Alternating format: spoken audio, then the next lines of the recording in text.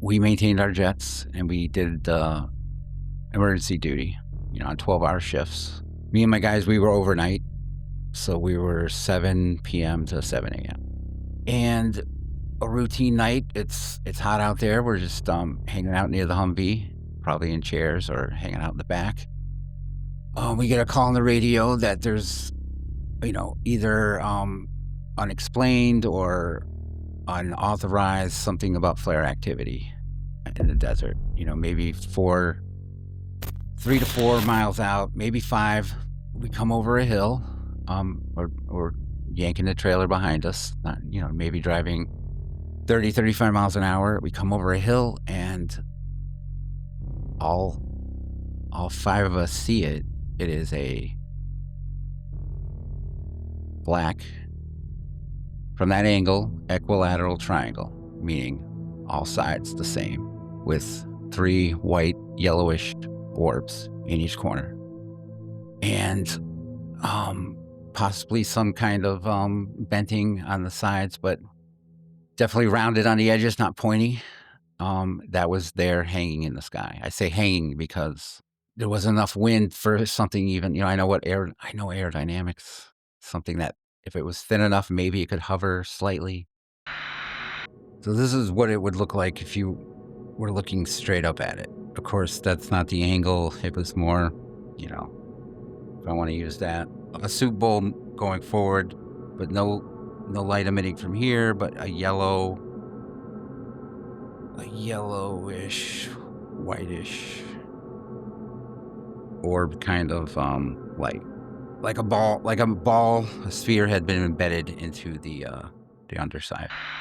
Accompanying it were about 30 military-type dudes with black uniforms, and 5 to 6, can't remember exactly, vehicles.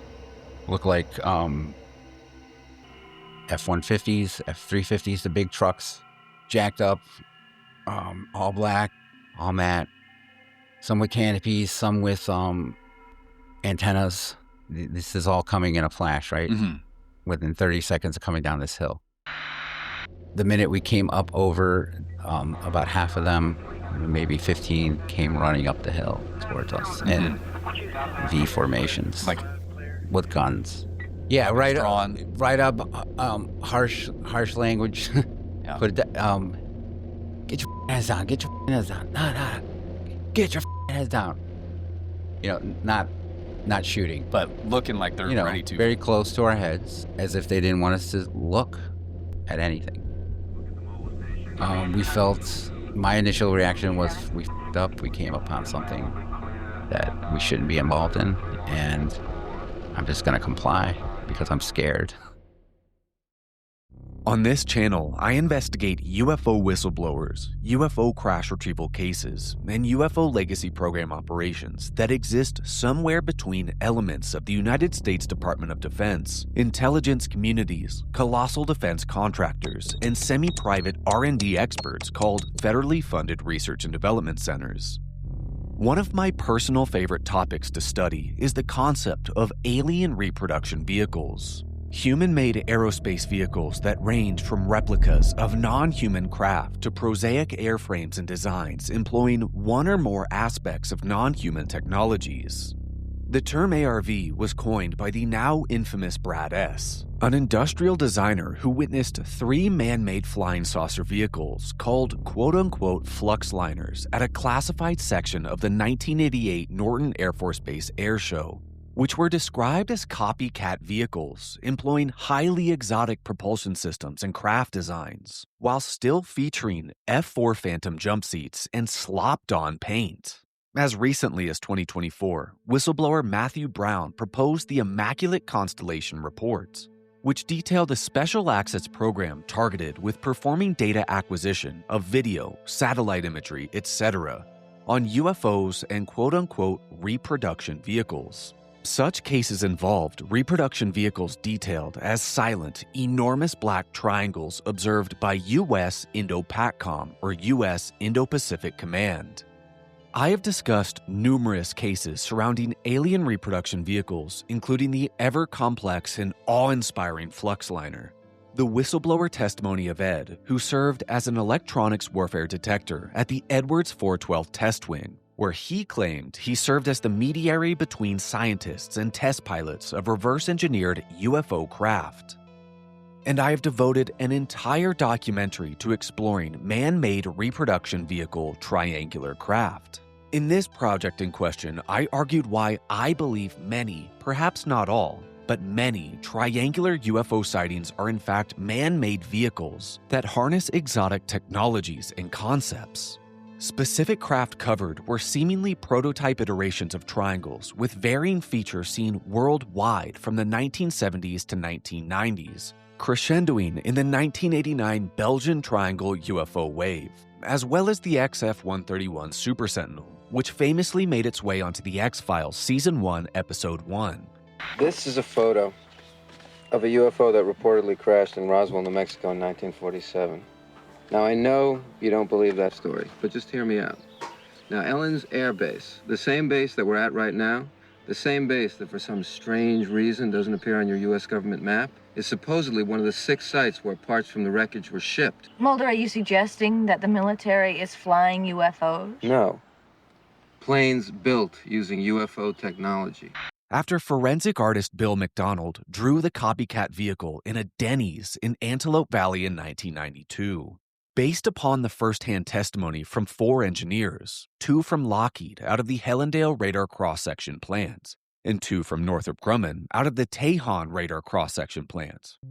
The most famous mention of reverse-engineered craft came from Air Force Master Sergeant Edgar Fouché, who detailed the TR Tactical Reconnaissance 3B, the pride of U.S. aerospace, whose propulsion system was reverse-engineered by Sandia and Lawrence Livermore National Labs, 2 federally funded research and development centers whose pilots hailed from the U.S. Navy and Edwards 412 Test Wing, whose engineering was performed by Lockheed, Boeing, Northrop, Teledyne Ryan, and whose program was managed by 3 of 6 of the U.S. Big Six intelligence agencies, the NRO, NSA, and CIA. But today, I am thrilled to announce I have sat down with a first-hand UFO witness who, since he first approached David Grush in early 2025, is dead set on swearing his testimony before Congress. A former U.S. Marine whose testimony ties into this entire long-winded intro, as well as other whistleblower testimonies I have covered. Specifically, Ed from the Edwards 412 Test Wing and U.S. Marines Jonathan Wygant and Michael Herrera. Meet Roderick Castle III, a veteran and sergeant in the U.S. Marine Corps from 1994 to 1999, who now works with veterans suffering from PTSD. Castle served with the VMA-513, the Flying Nightmares, an AV-8B Harrier squadron stationed out of MCAS Yuma, Arizona, leading a team of 6 to 8 Marines in aviation ordnance while also training as a helicopter flight medic. I have recorded an entire interview with Castle detailing his harrowing experience of what I wager is a triangular ARV and accompanying Black Operations Unacknowledged Special Mission Unit encountered a little too close for comfort here in the continental United States. Viewers of my channel know me and know who I am, so a week before the interview with Castle releases, we will today exhaustively explore his testimony and place the who, what, when, where, and why to his harrowing encounter. To some, Castle's testimony may seem simple and quite similar to that of Wygant and Herrera. While on duty, a Marine encounters an all-black team with advanced gear and weaponry, featuring no insignia or identification. There might be a craft-defying all logic hovering motionless nearby, seemingly operated by humans, and the Marine is forcibly detained, threatened, and met with reprisals. But to me, Castle's brief but powerful testimony offers us an unparalleled look into U.S. legacy program operations, how these UFO paramilitary groups operate alongside other blue, aka friendly assets, and a greater understanding that the U.S. does indeed employ triangular craft that can defy all logic for clandestine aerospace applications. So please look at this video as a part 1 of 2. The investigation of Castle should not be viewed without the interview of Castle. With all that out of the way, let's dive in. But last thing here, I know some viewers of my work can get tripped up with so many uses of acronyms. Well guys, today we are diving into military programs, so please expect a tremendous amount of acronyms. I will try to relist all acronyms used in the video description, so please reference there if you get tripped up. But with that out of the way, let's begin.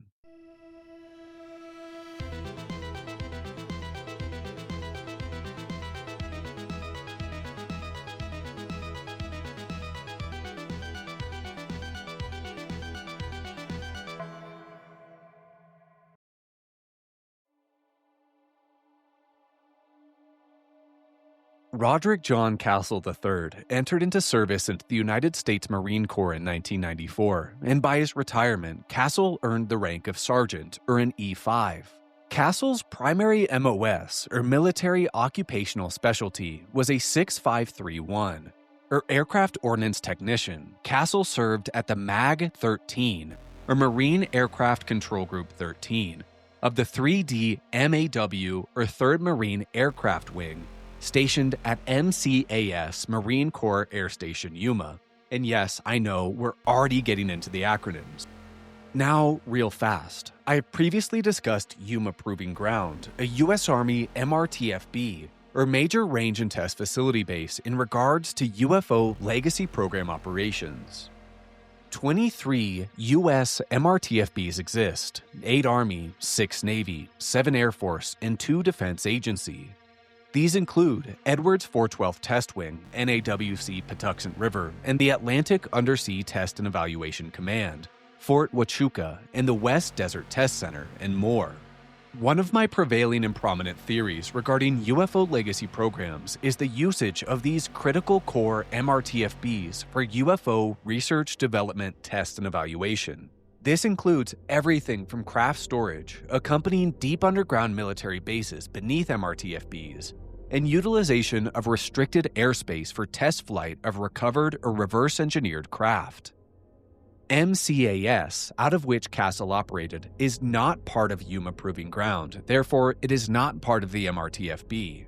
In fact, while Castle's experience involved a coordinated U.S. Marine Corps experiment, I wager the USMC is quite unlikely to run and operate UFO legacy program operations, and keep this in mind as we progress in our investigation.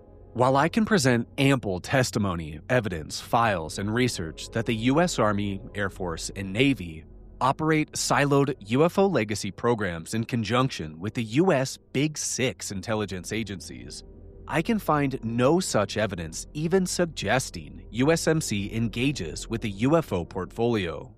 Castle served with the VMA-513, nicknamed the Flying Nightmares, a USMC attack squadron known for use of its AV-8B Harrier jets, and towards the tail end of his service trained as a helicopter flight medic.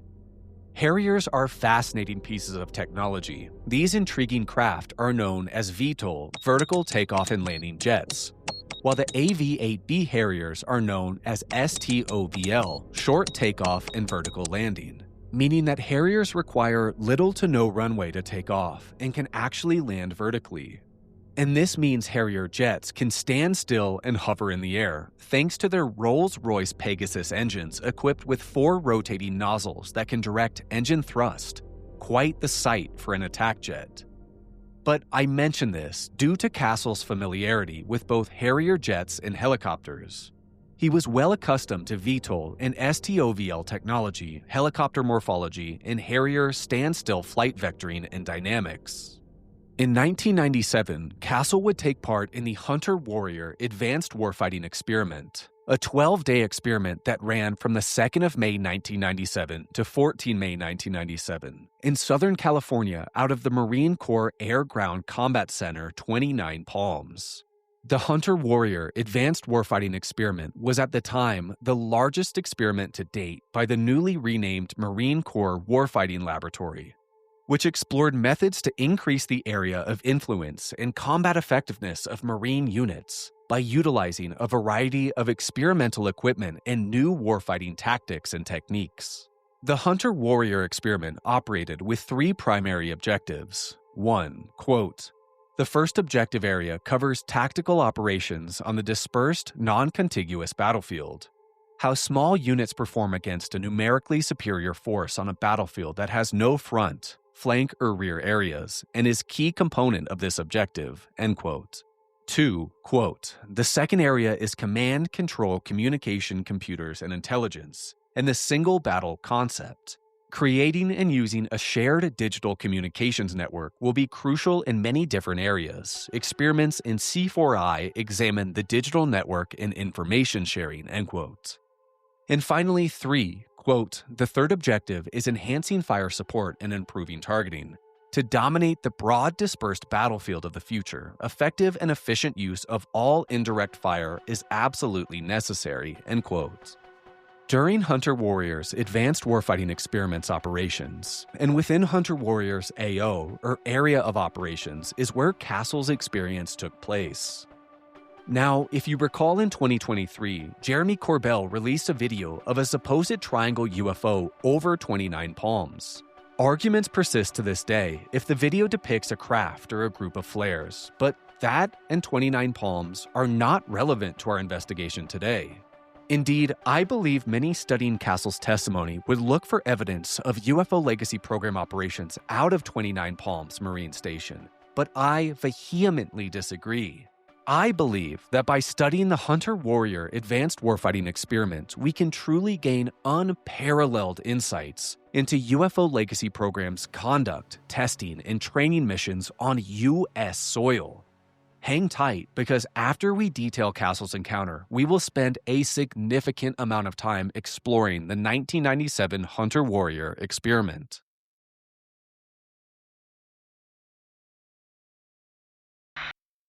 We maintained our jets, and we did the emergency duty, on 12-hour shifts. Me and my guys, we were overnight, so we were 7 p.m. to 7 a.m. And a routine night, it's hot out there. We're just hanging out near the Humvee, probably in chairs or hanging out in the back. We get a call on the radio that there's, either unexplained or unauthorized something about flare activity in the desert. Maybe 3 to 4 miles out, maybe 5. This is the part that gets a little sketchy, but I've tried to find it on maps. We come over a hill, or yanking the trailer behind us, maybe driving 30, 35 miles an hour. We come over a hill, and all 5 of us see it. It is a black, from that angle, equilateral triangle, meaning all sides the same, with 3 white, yellowish orbs in each corner. And possibly some kind of venting on the sides, but definitely rounded on the edges, not pointy. That was there hanging in the sky. So accompanying it were about 30 military type dudes with black uniforms, and 5 to 6, can't remember exactly, vehicles. Look like F-150s, F-350s, the big trucks, jacked up, all black, all matte, some with canopies, some with antennas. This is all coming in a flash, right? Mm-hmm. Within 30 seconds of coming down this hill. Enough to notice that the thing was hanging there, enough to notice it was slightly turning counterclockwise. Mm-hmm. That perhaps there was some indentation in the center, maybe some type of striation or venting on the side, but these are impressions that I've had to find and integrate with that initial shock and awe of seeing something like this. During the 2nd of March 1997 to the 14th of March 1997, Roderick Castle with his team of 5 to 6 other Marines and the VMA-513 Flying Nightmares engaged in the Hunter-Warrior Advanced Warfighting Experiment out of the Marine Corps Air-Ground Combat Center in 29 Palms, located in the Southern California desert. Castle and his fellow team operated attached to an experimental Special Purpose Marine Air-Ground Task Force. Ironically to this channel, Castle and his fellow Marines participated in the experiment as a Harrier jet crash retrieval team. One night during the 12-day operation, Castle and his team were engaged in overnight crash retrieval duties for Harriers. The Marines were sent in to investigate unidentified flare activity. As you will see in our interview, Castle and I have worked hard to trace almost exactly where this incident took place to reduce as much ambiguity and questions as possible. Our incident occurred within a 7.5-mile radius of Emerson Dry Lake bed, northwest of 29 Palms and about 90 miles southeast of Edwards Air Force Base in the Antelope Valley. If you know my work, I bet you can already guess where we will be going in our investigation. Castle and his Marines came over a hill heading northwest in this area, and we can find multiple dirt roads with varying terrain near the Emerson Dry Lake bed. According to the Federal Aviation Administration's special use of airspace, this event occurred within R2501C. I strongly recommend committing this piece of airspace to memory as regular old boring discussion of air traffic organizational policy and restricted pieces of airspace will become paramount to our investigation. So this is what it would look like if you were looking straight up at it. Of course, that's not the angle. It was more, if I want to use that. So you only saw the underside of this, right? You cannot speak to what the top looked like. I'm going to do this faintly because there's perhaps convex, right, going inward. Mm-hmm. Is that what I said before? Or concave. Concave, yes. Same. Like a soup bowl going forward, but no light emitting from here, but a yellowish, whitish orb kind of light. Nothing crazy like psychedelic but definitely like a sphere had been embedded into the underside. And that's important you say that, right? It's not just like a flush LED light. It looked like spheres embedded into each corner. Yeah, and the light was deeper than like an incandescent or an LED. One of the things you told me when we were talking, and the light didn't cast onto the ground or the team or anything. The light wasn't cast. Not completely non-reflective, which it would be, invisible, basically, but all this aspect, very black, blocking out the sky and the stars. You get that deep, dark blue in the desert sometimes. The moon was not, I don't know where the moon was that night. It must have been over one of the hills. Coming over the hill in a Humvee carrying fire suppression equipment, the Marines encountered an enormous equilateral triangular craft that measured approximately 300 feet in length, hovering silently 150 to 200 feet in the air. The craft emitted no detectable sound, featured no exhaust ports, bolts, seams, or rivets, and unlike a Harrier or helicopter, sat stationless in the air, no wobbling, bobbling, or weaving, and featured no exhaust signs like one would see from a Harrier's VTOL thrust engines. The ominous vehicle was matte black or darker, with no observable reflectivity, and featured 3 lights at each corner, bright lights but not blinding. The lights were a combination of yellow, white, and gold, but oddly cast no shadow onto the ground. Below the craft, an estimated 150 to 200 feet away from Castle, were unmarked black tactical vehicles, and an accompanying unit of approximately 30 armed men in unmarked black uniforms. Like the stories of Weygand and Herrera, these men bore no insignia, identifiable markings, flags, or name tags, and the operators all spoke with American dialects. The vehicles seemed to be all Ford F-150 to F-350 types with all black canopies. Some featured antennae on top of the canopy, but all vehicles were all black. No logos, symbols, chrome, or metallic reflections were visible off of any of the automobiles. Despite Castle and his fellow VMA-513 Marines operating in uniform with authority on U.S. soil, half of the unmarked operators intercepted the Marines at gunpoint. The Marines were disarmed, held at gunpoint, and threatened and ordered to stay silent. You know, so we're alert, but we're of course tired, but we don't have night vision stuff. This is low tech. Mm-hmm. You know, we're Marines, and we've been through combat training, but we're glorified mechanics. So we know we're technicians. So there's a handful of tactical vehicles, all black, and a team of about 30. What was the team doing? Not enough time to even evaluate that, because the minute we came up over, about half of them, maybe 15, came running up the hill towards us in V formations, with guns. What were they armed with? Sub type machine gun. I'm not a guy who knows all the guns, but I am an artist, and I have found a way to use AI to help me with this process. I did send you a picture at one point, and maybe that could be shown. Yeah, that's exactly what they look like. Okay, and other than maybe my picture ends up with a Caucasian skin tone at the top, but that not necessarily the case. But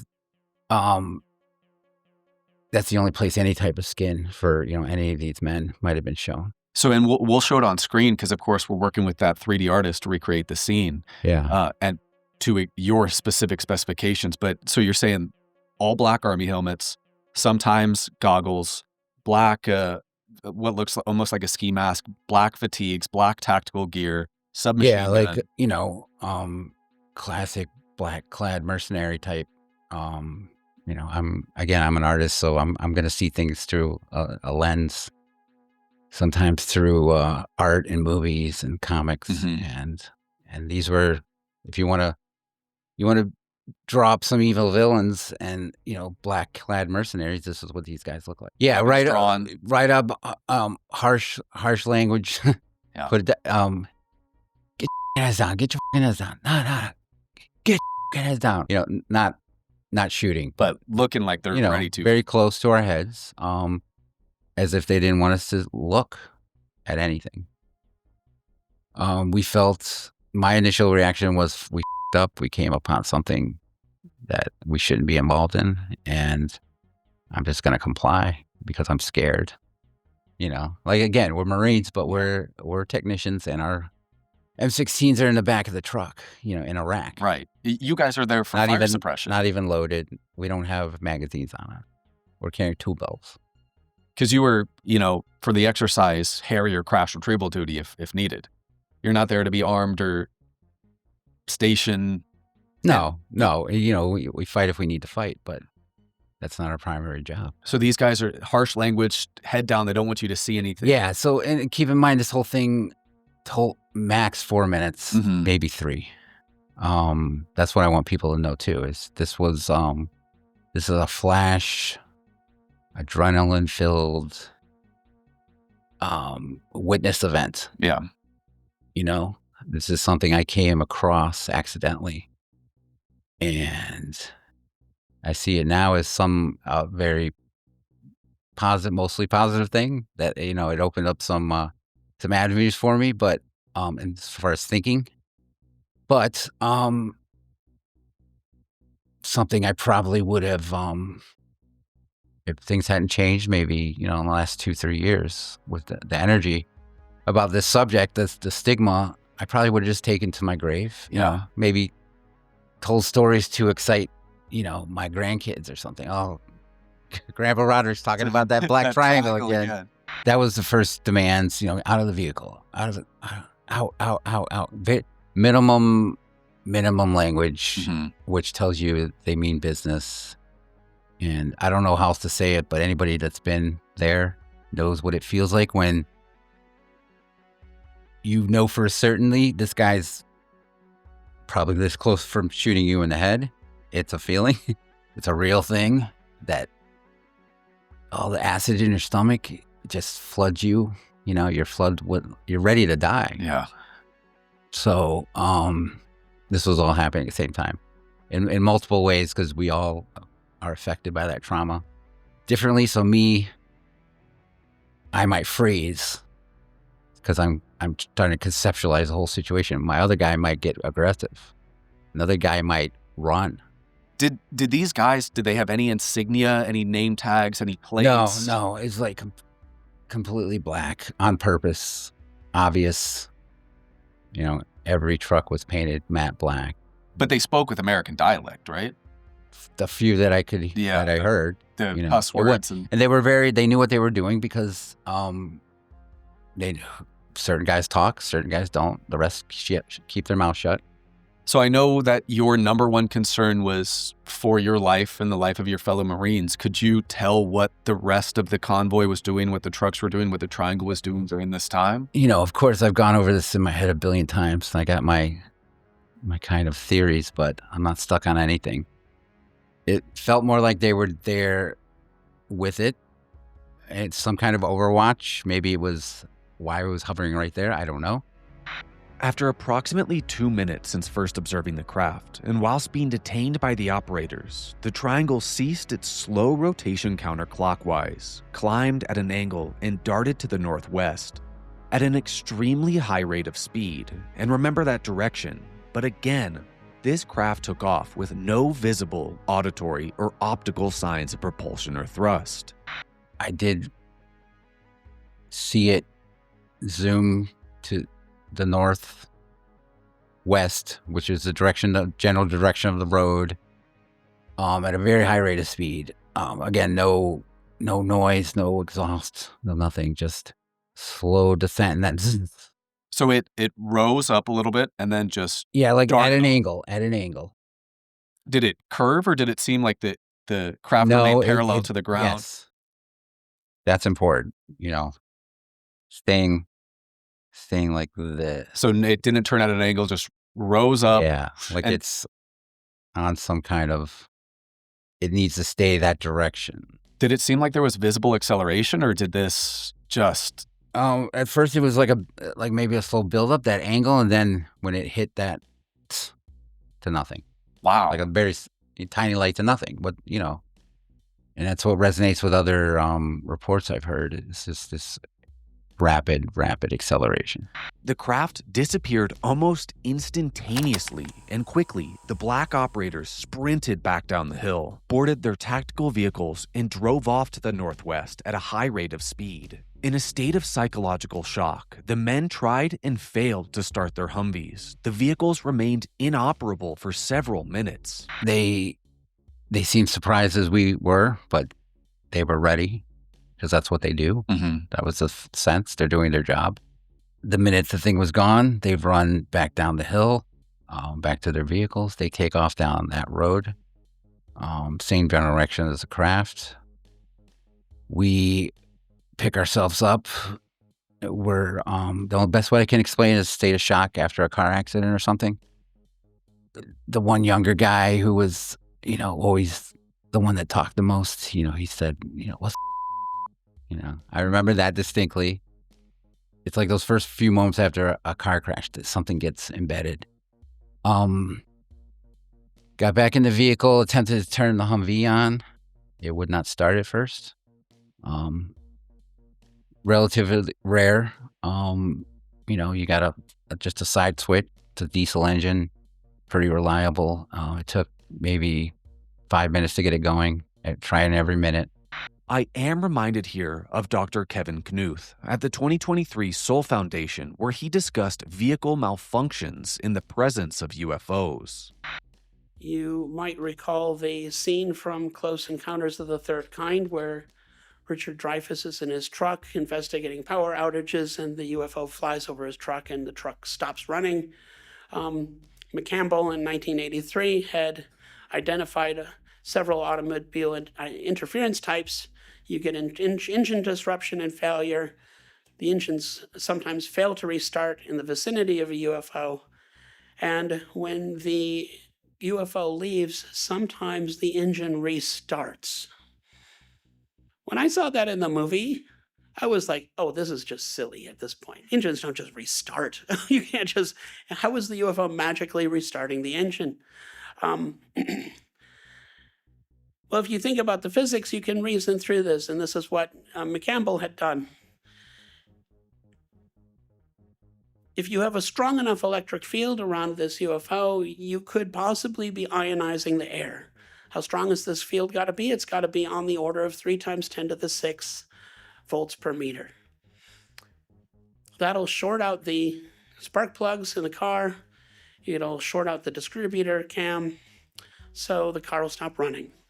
But this also brings up an interesting point. If the VMA-513 Marines experienced vehicle failure, this would imply the black operators and their ground tactical vehicles were equipped with countermeasures, maybe similar to something like a Faraday cage to deflect the electromagnetic interference produced by the triangle. Arriving back to their Quonset hut, the Marines were greeted by their gunnery sergeant and a warrant officer. The commanding officers checked on the Marines, asked them about their mission and what they saw, and reminded the men whatever they encountered was just simple flares and to not tell others. We drive back to base, our shift. This was like 2-3. We finished our shift just by standing by again. Not a lot of talking. Back to our Quonset huts. By 7 a.m., our gunnery sergeant and our chief warrant officer was hanging out in our Quonset hut, which is strange. Marines don't do things with a lot of words. They do things by presence and implying something. Seemed like they were checking in on us. We already knew what it was about, but it's just like some flare activity out there, guys. Yes, sir. Yes, sir. You know, it was implied. We knew what they were saying. This is flares. You guys stumbled across something you shouldn't have seen, but no big deal. Now, it is my opinion the warrant officer and gunnery sergeant were not briefed on the incident, the triangle, or the black team. And this is because of the way USAP, or Unacknowledged Special Access Programs, are conducted, which I do believe in fact Castle encountered. Therefore, these commanding officers would not have a need to know about the triangle or the operation. Therefore, I think it is highly likely, bordering on absolute certainty, the commanding officers were informed Marines in their command had encountered USAP operations and sensitive materials, and were to remind their Marines to retain absolute silence about their encounter. Now, one of the most intriguing pieces here is the day following the incident, Castle was subject to an anthrax booster. Castle had, shortly before Hunter Warrior, already received a booster for his already taken anthrax vaccine, so why another immediately after the counter?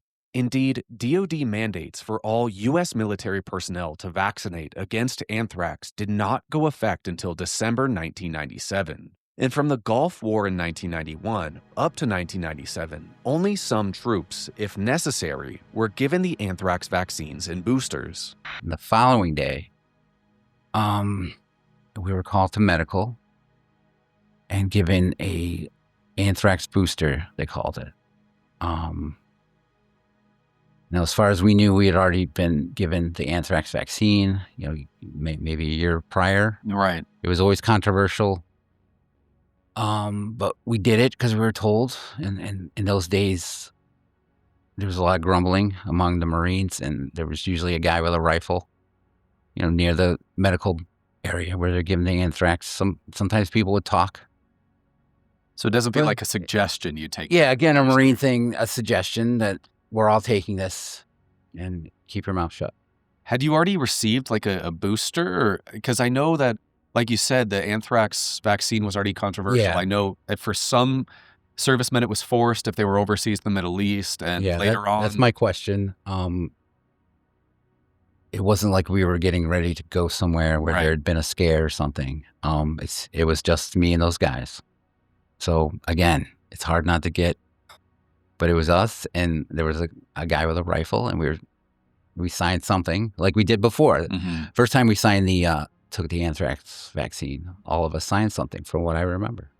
So after you take the booster, did anyone ever come up to you and tell you, do not talk about what you saw after the warrant officer as well speaking to you? Were you ever forced to sign anything regarding the incident or just... Not about that, nothing specific. Implied. It's a general feel that Marines will keep their mouth shut if told, which is generally true. Now, of course, if it was just Castle here, I wouldn't be surprised. But knowing 2 other Marines with similar stories, of course I asked. And to my surprise, I learned that both Michael Herrera and Jonathan Wygant stated they were subject to anthrax boosters immediately after encountering, in Wygant's case, a team of black operators and a crashed non-human UFO. And in Michael's case, a team of black operators and an enormous 300-foot diameter 8-gun alien reproduction vehicle. Perhaps it really is too conspiratorial to think what could have possibly been the purpose of this anthrax booster, but it is a data point we simply cannot ignore. Following his exit from the Marine Corps, Castle attempted to push the encounter from his mind while also dealing with the psychological trauma of being detained at gunpoint by American operators on U.S. soil. By 2002, Castle had an additional bizarre experience that may possibly relate to UFO legacy program operations. WACKENHUT, now called G4S Solutions, is a prominent private security firm founded in 1954 that is synonymous with UFO legacy programs. I have spoken about WACKENHUT previously as the trainers to Department of Energy Special Response Teams, or SRTs, which may have comprised the operators that detained and interrogated Jonathan Wygant in the jungles of northern Peru in late March, early April 1997. I have also discussed WACKENHUT's infamous board member, CIA Deputy Director, NSA Director, Vice Director of the Defense Intelligence Agency, Director of National Intelligence, Director of the National Underwater Reconnaissance Office, Bobby Ray Inman. I have discussed Inman in numerous projects, so I recommend checking out any of these videos. It's only become more significant now once I started doing some research and realizing possible sources of those type of mercenaries that do that work. And a combination of my Marine brothers, Herrera, Wygant, hearing their stories and being like, finally there was a triangle, enough information that I could start digging locations, contracts, government contracts back in the 90s.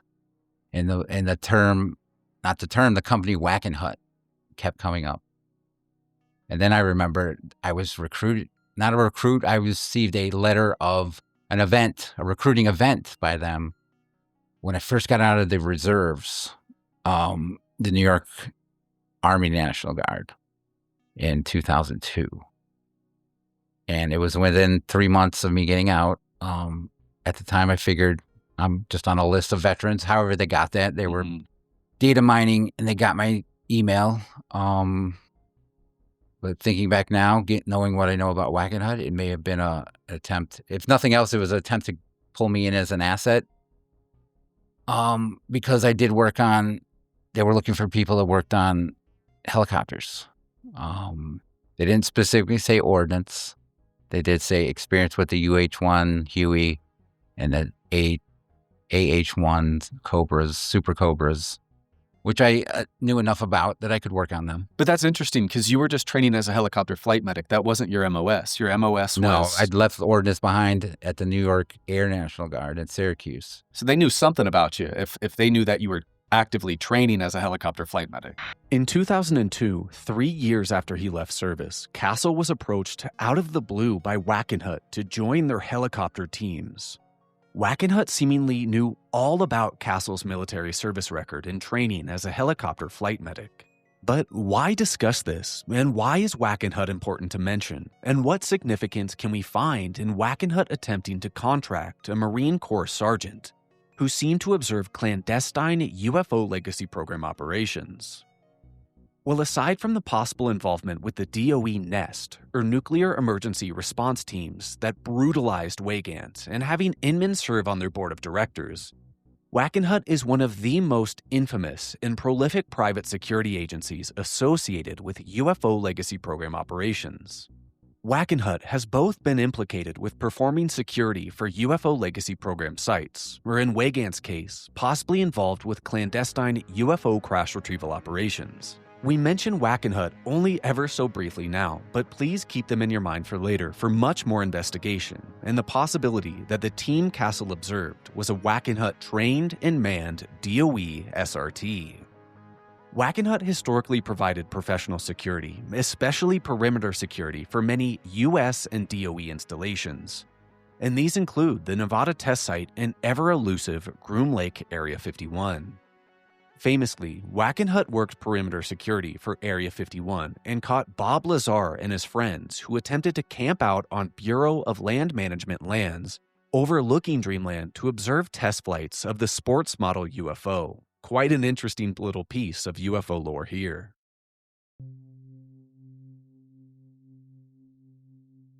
Now, let's finally analyze Castle's testimony in its entirety to transform a first-hand UFO encounter into what I propose is a unique glimpse into UFO legacy program operations. Castle's sighting of the Triangle and its operational ground team occurred within the area of operations of Marine Corps Air-Ground Combat Center 29 Palms. During the 2nd to 14 March 1997 Hunter Warrior Advanced Warfighting Experiment, while Castle was attached to a special-purpose Marine Air-Ground Task Force. Recall how I mentioned earlier that true insights into Castle's testimony occur when we analyze the Hunter Warrior experiment out of USMC 29 Palms Center. Indeed, as I mentioned, I believe USMC's involvement in UFO legacy programs is slim to none, and as you will see shortly, our analysis will turn us away from the USMC completely. Let's now briefly touch on again the Hunter Warrior Advanced Warfighting Experiment. Hunter Warrior sought to explore experimental methods to increase the area of influence and combat effectiveness of Marine units by utilizing a variety of experimental equipment and new warfighting tactics and techniques. This experiment was conducted with 3 core objectives in mind: tactical operations on the dispersed non-contiguous battlefield, C4I, or Command Control Communications Computers and Intelligence, to harness a single shared digital comms network over multiple battlefield areas, and enhancement of fire support and targeting improvements. Indeed, according to a 1997 USMC news release titled Findings Released on Hunter Warrior Advanced Warfighting Experiment, Hunter Warrior could be neatly summarized as an experiment that, quote, took a look at enhancing Marine units' effectiveness by utilizing a combination of experimental equipment and new warfighting tactics and techniques, end quote. It is the same news release we can even garner insights on Castle's Experimental Special Purpose Marine Air-Ground Task Force, or as the USMC call it, SPM-AGTF-X. We can learn that this special task force was involved not only in the 3 objectives of Hunter Warrior, but additionally all 3 phases, which included Phase 1, focus on reconnaissance, surveillance, shaping, and deception operations by both Experimental Special Purpose Marine Air-Ground Task Force and the operating aggressor force. Phase 2, study of targeting for initial engagements by air and long-range indirect fire missions. And finally, Phase 3, major night movement by the operating forces, additional targeting for the task force, and culmination with a mobile raid on opposing forces. Recall how Castle's experience occurred whilst performing overnight crash retrieval exercises for AV-8B Harrier jets. It is by considering this, I wager this incident occurred during the 3rd phase of Hunter Warrior. And before we go any further, let's revisit a few details of Castle's encounter. Castle encountered a massive, exotic, human-made aerospace vehicle that I will make the case was reverse engineered from non-human technology, alongside a heavily armed ground team equipped with tactical vehicles resistant to the craft's electromagnetic effects. This clandestine team was operating in the area of operations of, at the time, the largest experiment to date by the newly renamed Marine Corps Warfighting Laboratory, involving several ground and air combat units. Clearly, the Triangle and its clandestine Special Mission Unit did not choose the remote, uninhabited area of Emerson Dry Lake bed that was right smack in the middle of the Hunter Warrior experiment to be seen by friendly American servicemen. The team chose an active warfighter experiment zone to operate in the shadows. Due to these factors, it is bordering on certainty the Triangle and the clandestine team wish to operate on range in the AO of the Hunter Warfighter experiment undetected. But what was their objective? I theorize this team and its craft, secret via USAP or Intelligence Community CAP Controlled Access Program, wish to attach themselves to Hunter Warrior to train and run practice ops alongside Blue, aka friendly assets, while maintaining secrecy hidden out of sight from Blue soldiers, personnel, vehicles, comms, networks, etc. But let me explain. As I have already mentioned, Castle's experience strikes similar chords to that of Herrera and Weygandt. In Weygandt's case in 2009, the young Marines stumbled upon a clandestine team with tactical vehicles actively loading containers, possibly filled with humans, under an enormous octagonal alien reproduction vehicle in the jungles of Sumatra, Indonesia. In Weygandt's case in 1997, just days or a few weeks after Castle's experience, the young Marine was detained and interrogated by a clandestine team in all black that seemingly sprung out of nowhere in the Peruvian jungle after Weygandt and other Marines had arrived to the scene of a crashed non-human object. In all three scenarios, young Marines performing their duties were held at gunpoint and threatened with death several times. In one case, Castle's, the earliest of the three, the clandestine all-black team fled once their Overwatch triangle darted out of sight, and clearly some commanding officer or person of authority contacted USMC commanding officers to make sure the Marines who stumbled upon the secret operation by accident would not discuss encountering the USAP or CAP technology.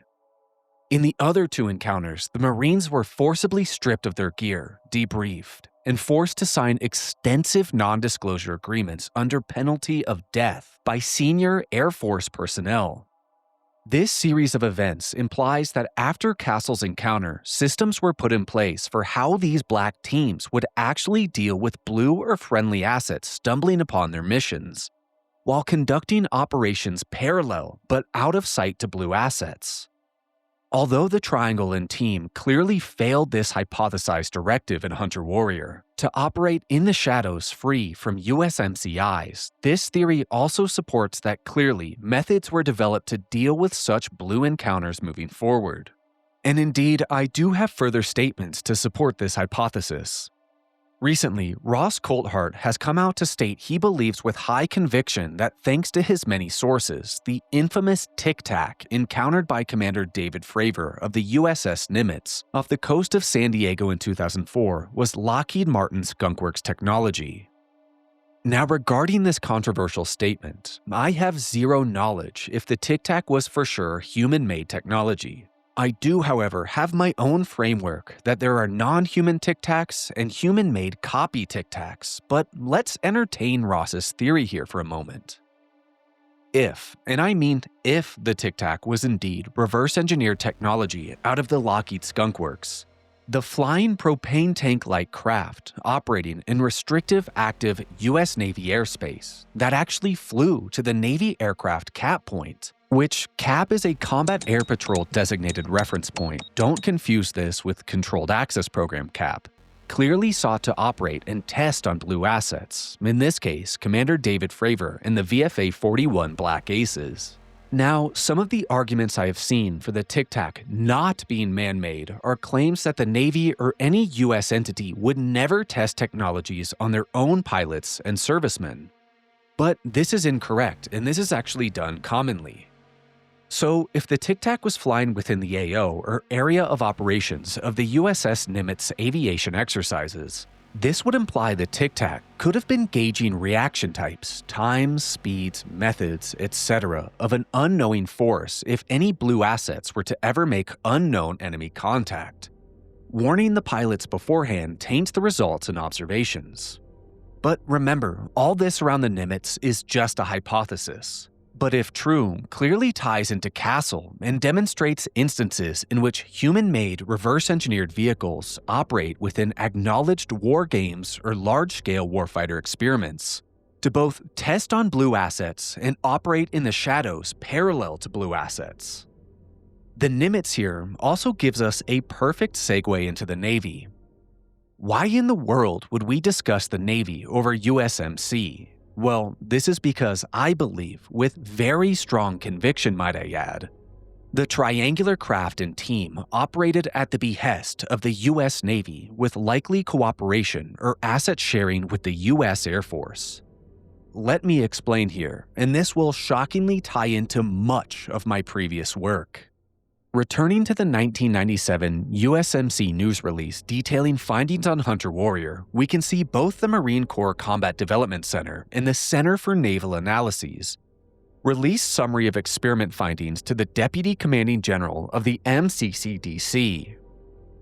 The Center for Naval Analyses, administrated by the CNA Corporation, is a Department of Defense and Navy federally funded research and development center, or FFRDC, as we will call it from here on out.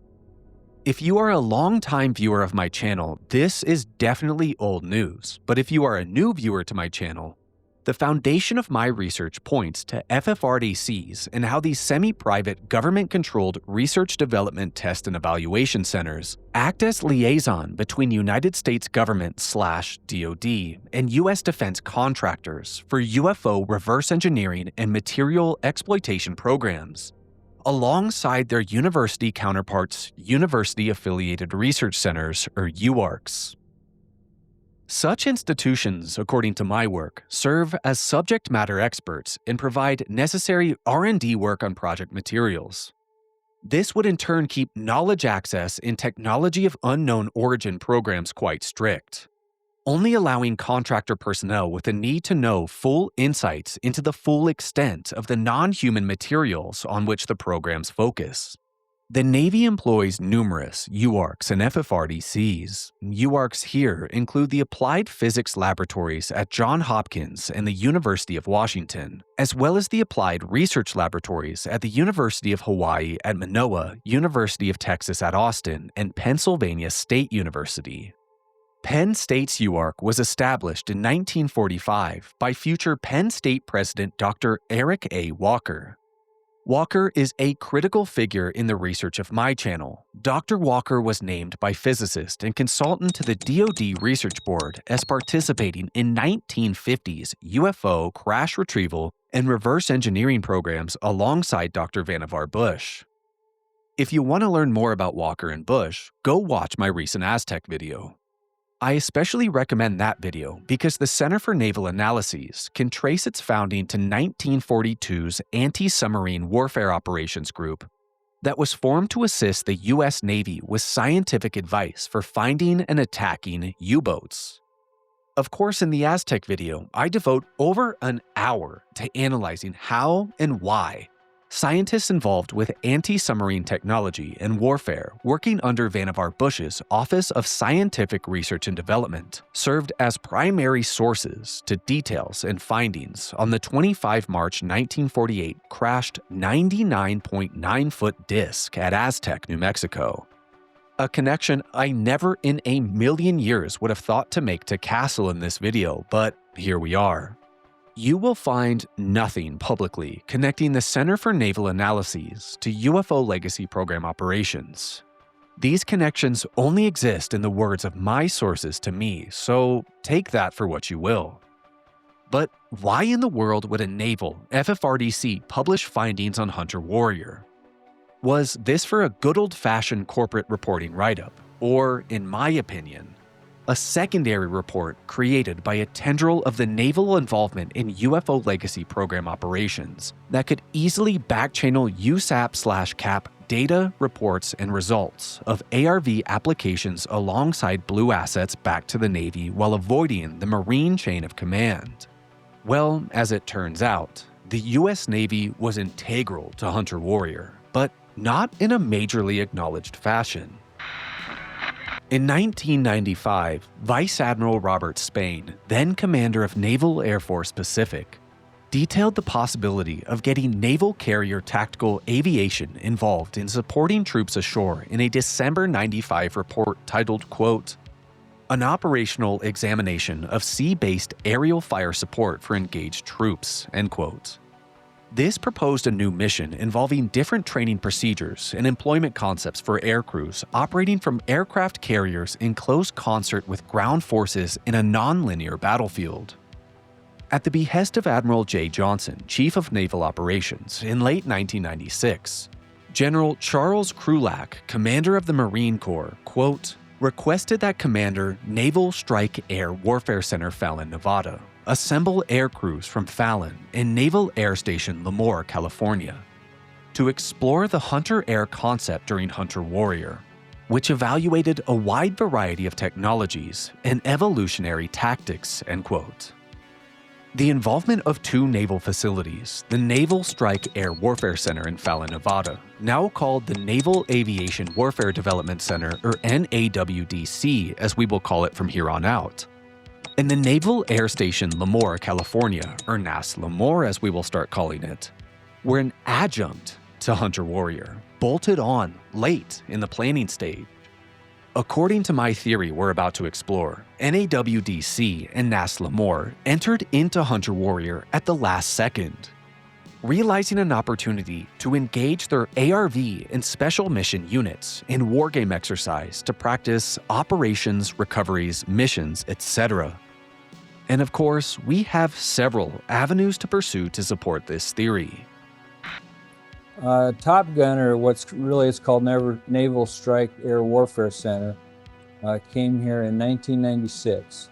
And the Naval Air Station has been here, of course, a lot longer than that.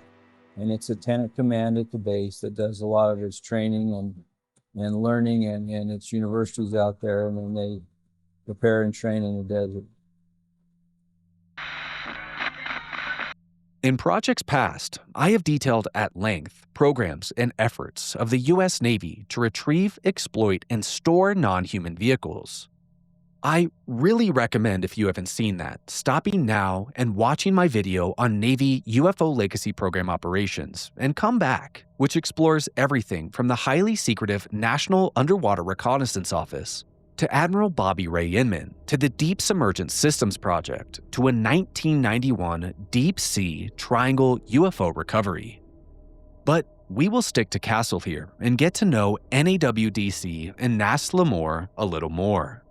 NAWDC is the Navy's Center of Excellence for Air Combat Training and Development. Quote, NAWDC trains naval aviation in advanced tactics, techniques, and procedures across assigned combat mission areas at the individual, unit, integrated, and joint levels, ensuring alignment of the training continuum to set and enforce combat proficiency standards, to develop, validate, standardize, publish, and revise tactics, techniques, and procedures, end quote. NAWDC was set up in 1996 to consolidate the Naval Strike Warfare Center, the Navy Fighter Weapons School, Top Gun, and the Carrier Airborne Early Warning Weapons School, Top Dome. NAWDC provides service to aircrews, squadrons, and air wings of the U.S. Navy through flight training, academic instructional classes, and direct operational and intelligence support. And remember that I said Navy flight training and the Top Gun school here. I'm sure none of you need reminding to Top Gun or Top Gun Maverick. Attention on deck!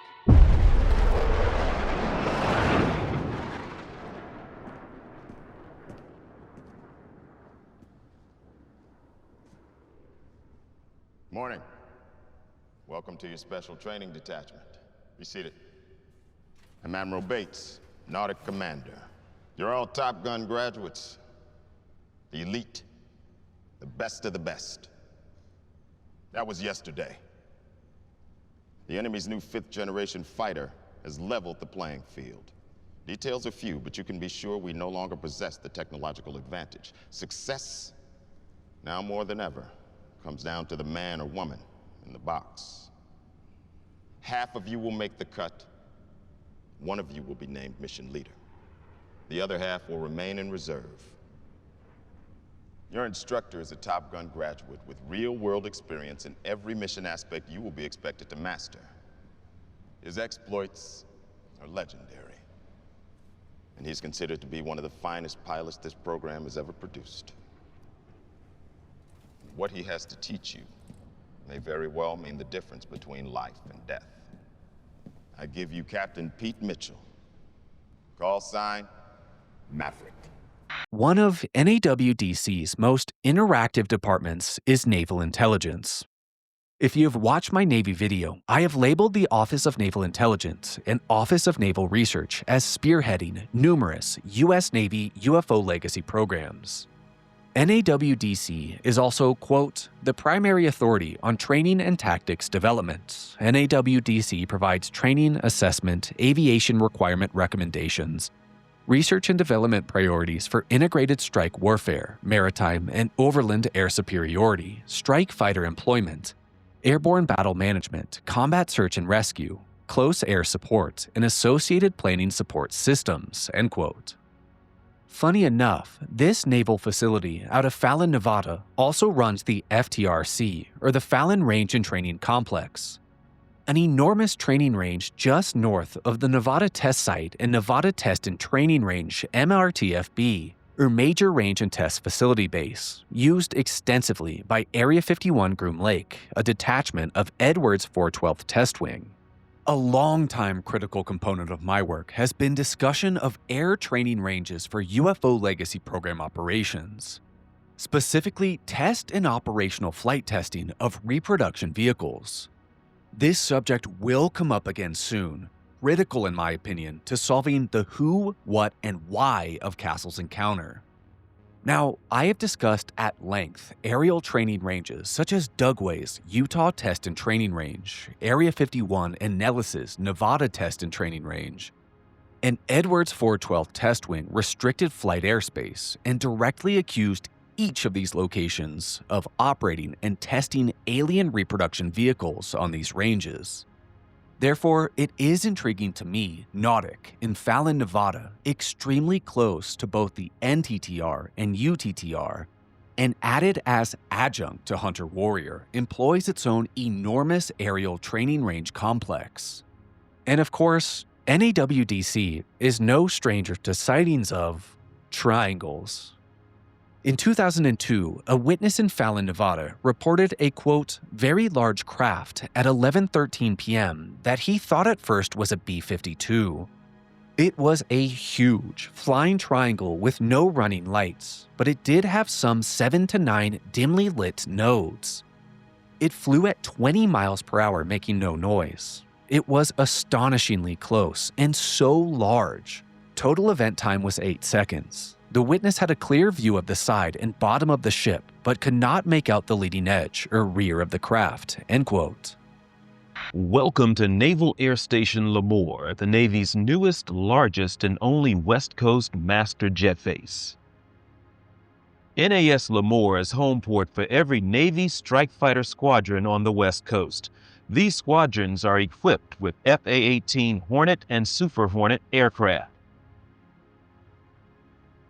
The air station's new $9 million air traffic control tower is part of the Navy's largest and busiest air traffic control facility. NAS Lemoore is the Navy's newest and largest master jet base. Located in Northern California, Lemoore is home to several carrier air wings as well as the entire Strike Fighter Wing Pacific. And just as NAWDC, NAS Lemoore is no stranger to triangle sightings. These include the 2001 testimony of Navy Aviation Maintenance Administrator Angelo Aceta, who stated he observed a triangular glowing object with white glowing points above FRC West NAS Lemoore. After observing the craft travel slowly for 3 minutes, the vehicle departed at a seemingly instantaneous speed out of sight. Aceta claimed to observe the same vehicle 4 times between February to October 2012 with no response from the Naval Air Station. NAS Lemoore also shares some intriguing ties with a usual tricky customer of this channel, an Air Force base I suspect is intimately involved in ARV testing and flight programs, Edwards and their illustrious 412th Test Wing. And just remember, Air Force Master Sergeant Edgar Fouché claimed to observe man-made triangular craft called TR-3B, and don't worry, we will explore this more shortly, over Edwards Air Force Base less than 90 miles away from Castle's encounter. One night, a longtime friend of mine and I were standing on top of the Fairchild A-10 hangar at Edwards Air Force Base. It was 2 a.m. and a perfectly clear night with millions of stars visible to the naked eye. This was a very common night at Edwards. I noticed a group of stars we were looking at seemed to be shifting in color. And at the time, I could name quite a few constellations. I'd just taken an astrology course and definitely knew what the Big Dipper was. I made a C in that course, I think, or B. So I pointed out to my friend that the 3 stars near the Big Dipper in triangular formation were not supposed to be there. We watched as the strobing stars shifted in color from a bright blue to a reddish yellow. After a period of about 20 minutes, we could tell that the objects weren't stars because they were getting larger. This was somewhat unnerving. It was further unnerving when the space in between the stars started blocking out the stars in the background. We decided it probably was a top secret Air Force vehicle of some type. Still, we weren't sure. At the time, I didn't believe in UFOs. And that's the honest truth. The vehicle had gone from half the size of the Big Dipper to twice its size in a half hour. It had moved from the west to the east towards Edwards Air Force Base. About that time, we could make out the silhouette or outline of the triangle. The lights, or possibly exhaust, flared brighter and vanished in an instant from the sky. Of course, as the primary naval facility involved with Hunter Warrior, I do believe a strong case can be built. The triangle Castle observed hailed from Nautic, but I do for a little bit want to explore the concept that the triangle could have come from Nas-Lamore, Edwards, or some sort of combination between the two. Now, do you recall all the way back in this investigation where I mentioned Castle's encounter occurred within the FAA airspace designated as R2501C? Well, Nas-Lamore is one of few facilities that has access to the R2508 complex, a section of restricted airspace and associated land presently used and managed by 3 principal military activities in the Upper Mojave Desert region. The R2508 complex is comprised of internal restricted areas, military operations areas, air traffic control assigned airspace areas, and other special use airspaces. Use of these areas include bombing ranges, supersonic corridors, low-altitude high-speed maneuvers, radar intercept areas, and refueling areas. The R2508 sits near Antelope Valley, a location containing several aerospace facilities, RCS or radar cross-section ranges, and proposed deep underground military bases I have directly accused with UFO legacy program operations, largely Lockheed Martin and Northrop Grumman. R2508 is managed by the National Training Center Fort Irwin, Naval Air Weapons Station, China Lake, and the 412th Test Wing's Air Force Test Center out of Edwards Air Force Base. In fact, alongside Edwards, China Lake, and Palmdale Plant 42, which I have discussed extensively, and Jeremy Corbell has recently listed street addresses for calling for Congress to investigate UFO legacy sites with boots on the ground, Nas-Lamore now joins 3 other major entities I've connected to UFO legacy programs with R2508 Poncho 3 clearance. Poncho 3 clearance allows only locally based aircraft in specific restricted sections of R2508. And I bring up R2508 not just because of Edwards and its proximity to Castle's encounter, but because of R2508 and its principal entities. I have spoken at length previously regarding China Lake, UFO programs, and accused deep underground military bases. But Edwards and its 412th Test Wing are one of the cornerstone pieces of my work.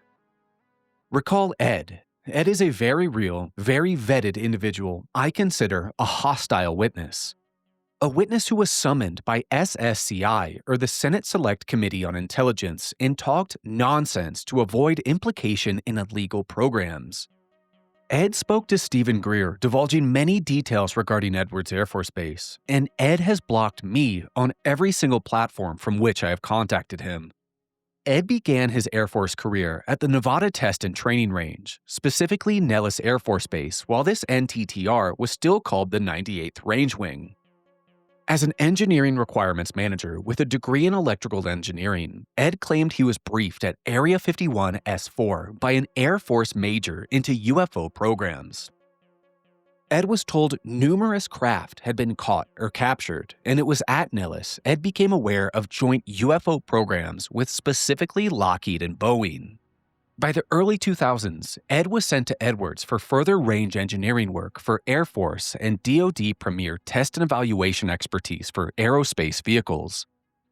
Ed managed the Air Force Flight Test Center AFFTC Experimental and Development Test and Evaluation Engineering Resources.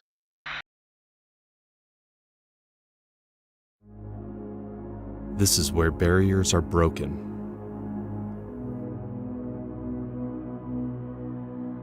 This is where records are set. This is the edge of what we are capable of. This is where we look into a new frontier and see the future.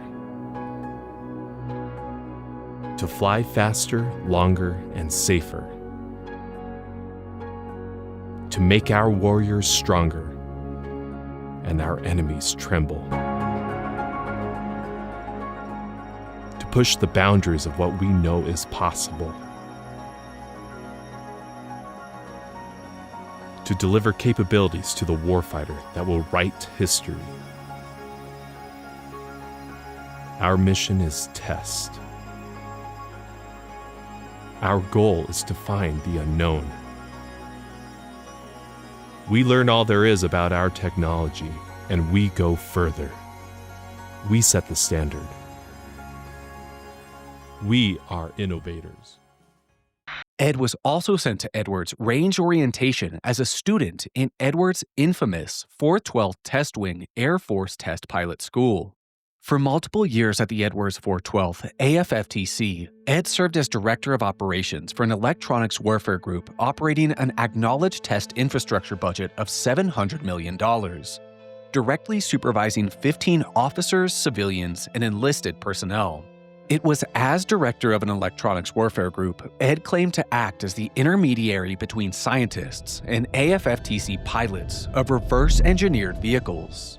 Vehicles reverse-engineered from extraterrestrial technology, copycat vehicles sometimes manned requiring a pilot, sometimes not. Ed's testimony has so much more to give, as do clues to his testimony such as Project Red Light.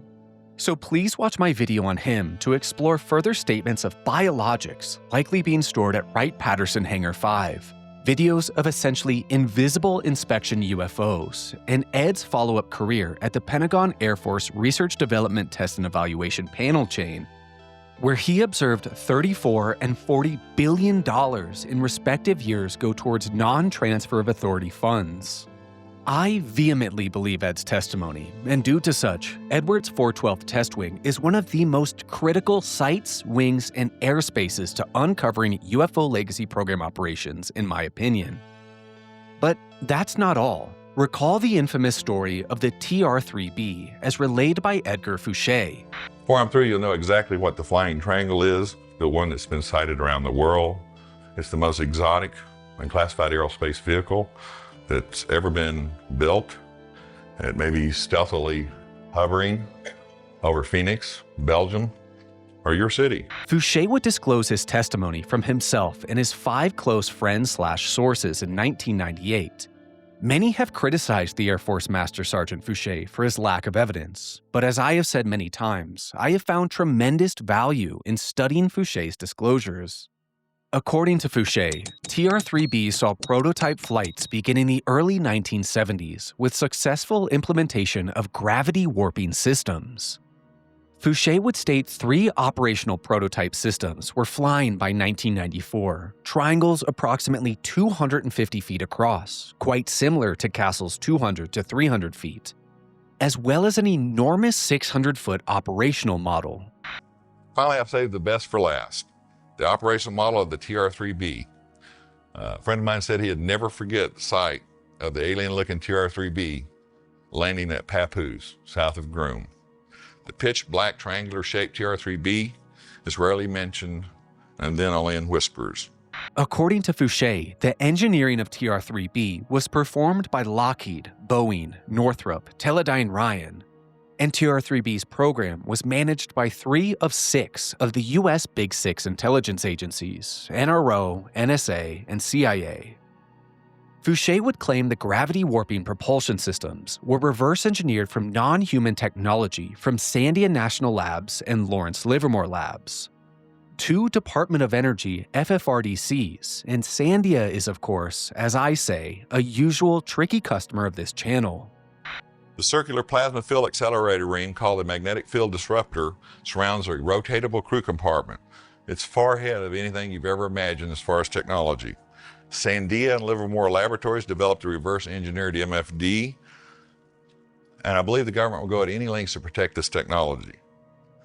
But you're not going to be able to build one of these from what I tell you, nor am I. So the government will go to any lengths. Believe me, the plasma in this accelerator is mercury-based.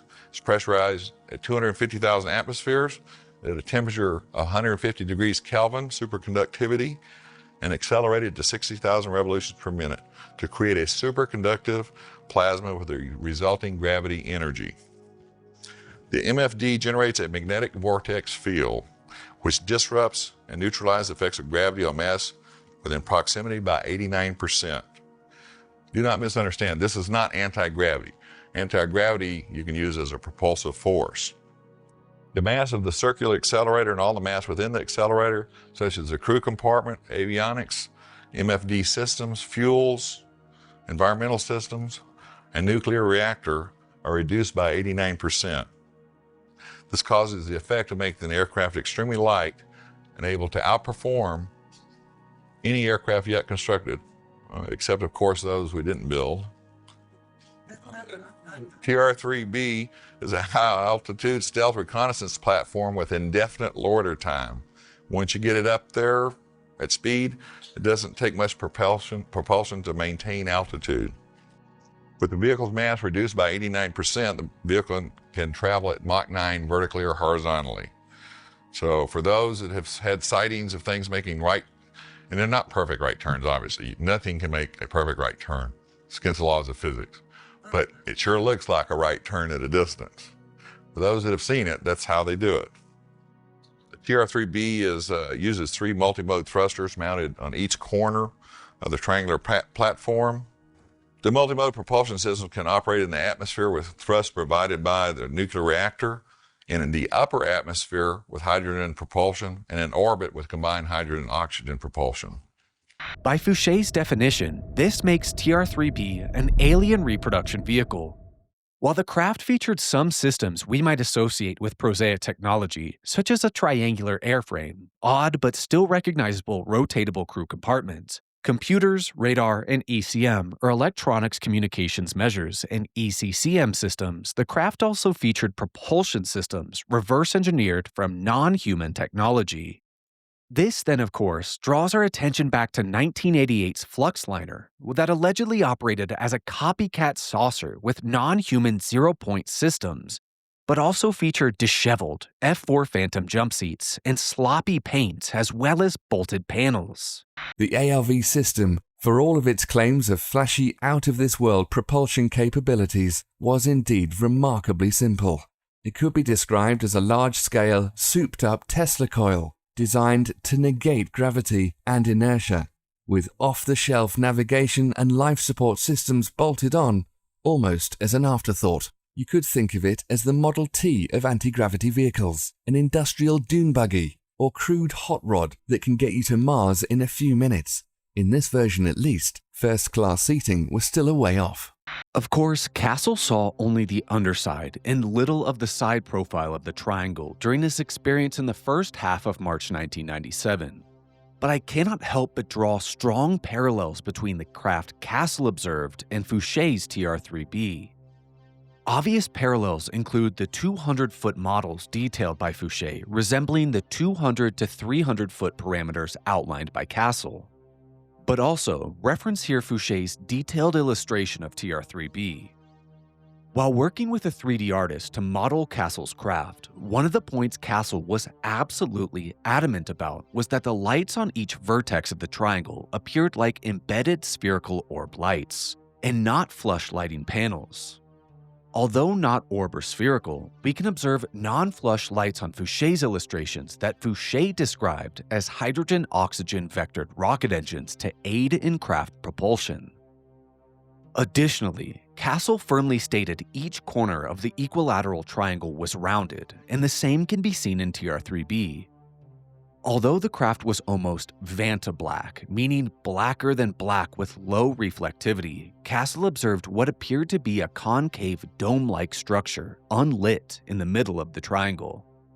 We can clearly see the Mercury Plasma Accelerator Ring MFD gravity reduction device on TR-3B sitting as a large circular feature on the underside of TR-3B. The strongest parallel to me, though, comes in the description of variable vectored intake vents on TR-3B observable from the top, bottom, and side profiles of the craft. While witnessing primarily the underbelly of the triangle, Castle discussed what appeared to be several ridges or vents between each spherical light on each vertex of the triangle. Could Castle's craft indeed have been the infamous alien reproduction vehicle TR-3B illustrated by Edgar Fouché? Well, believe it or not, there are even further data points bolstering this hypothesis. But Fouché's most drastic revelations of TR-3B comes from who he claimed piloted the vehicles. Fouché would state both military and contractors operated TR-3B, but military pilots were top of their class, elite pilots, hailing from the Air Force and Navy test pilot schools, like Top Gun, stationed at the NAWDC, and AFFTC, stationed at Edwards. Could Edwards and NAWDC/NAS-LaMoure/Naval Programs at Large really have coordinated to operate reverse-engineered triangular craft and special mission units alongside Blue assets in the Hunter-Warrior Advanced Warfighting experiment? Well, as it turns out, there is even more circumstantial data to suggest so. The southernmost area of R2508 exists roughly 44.5 miles northwest of Emerson Dry Lake bed.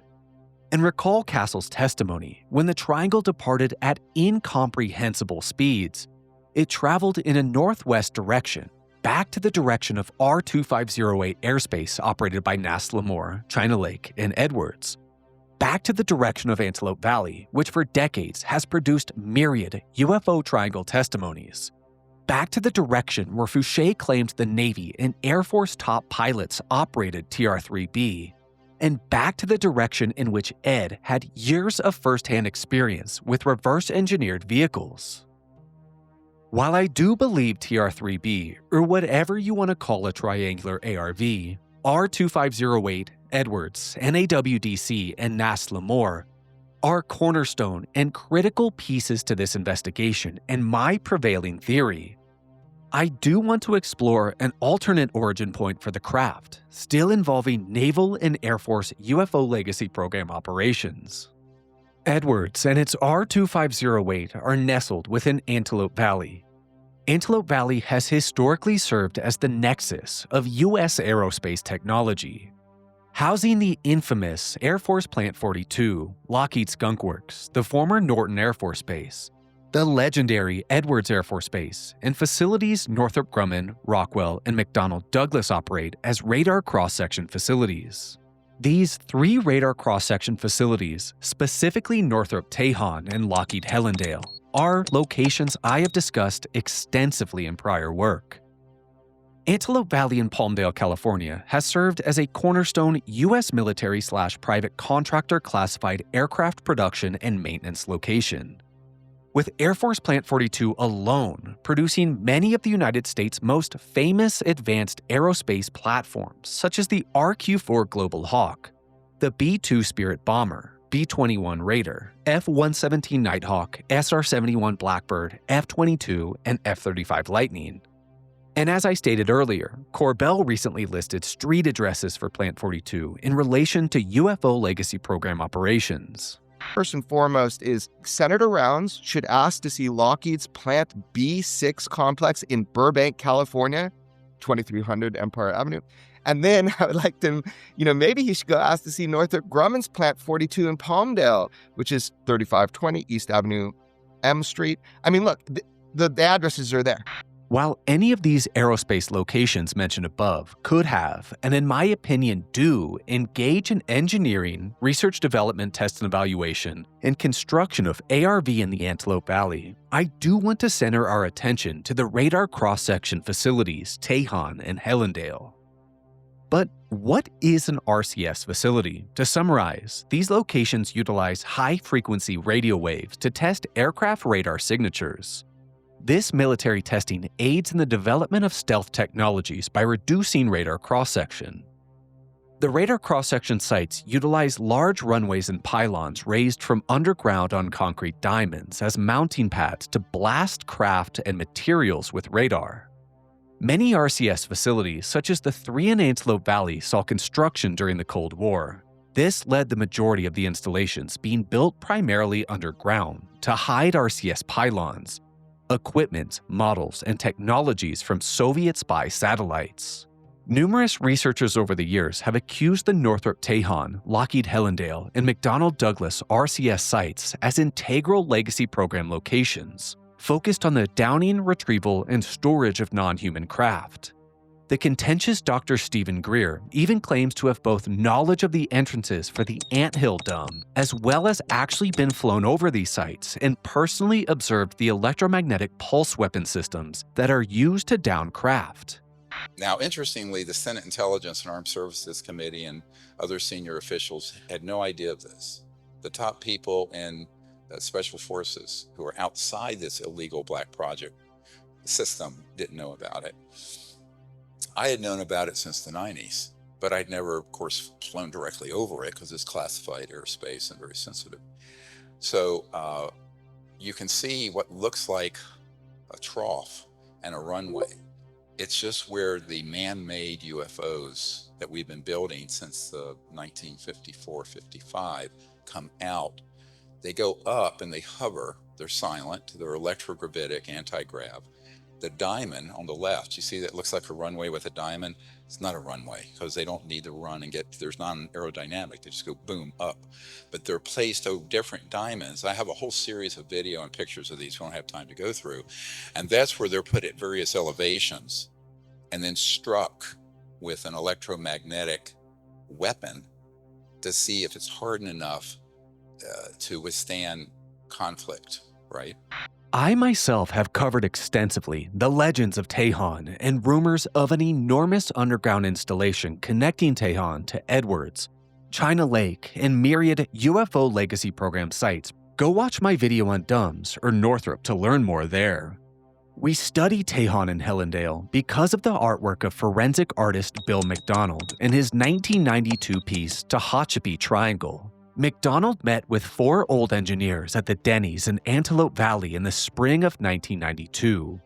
2 of the engineers hailed from Lockheed Helendale RCS plant, and 2 hailed from Northrop Tejon RCS plant. Fed up with the security quote-unquote impositions that affected their quality of life and the locations at which they were required to live out a significant portion of their lives, the engineers dictated a craft they had designed and constructed called the XF-131 Super Sentinel. As I have said before, McDonald was then contacted by Chris Carter of the X-Files to include the very real XF-131 in Season 1, Episode 1 of the X-Files. I have talked to McDonald personally, attempting to contact these engineers, but McDonald is unwilling to reveal their identities, and I respect his decision. Could, less likely in my opinion, instead of TR-3B, the triangular craft been an XF-131 Super Sentinel, kept in the bowels of Tejon or Helendale that saw regular test flights over R-2508 with pilots from the AFFTC, that was called to action by NAWDC and NAS Lemoore to conduct test operations in the Hunter Warrior Advanced Warfighting Experiment, aiming to get ARV teams on ground undetected in areas populated by Blue forces.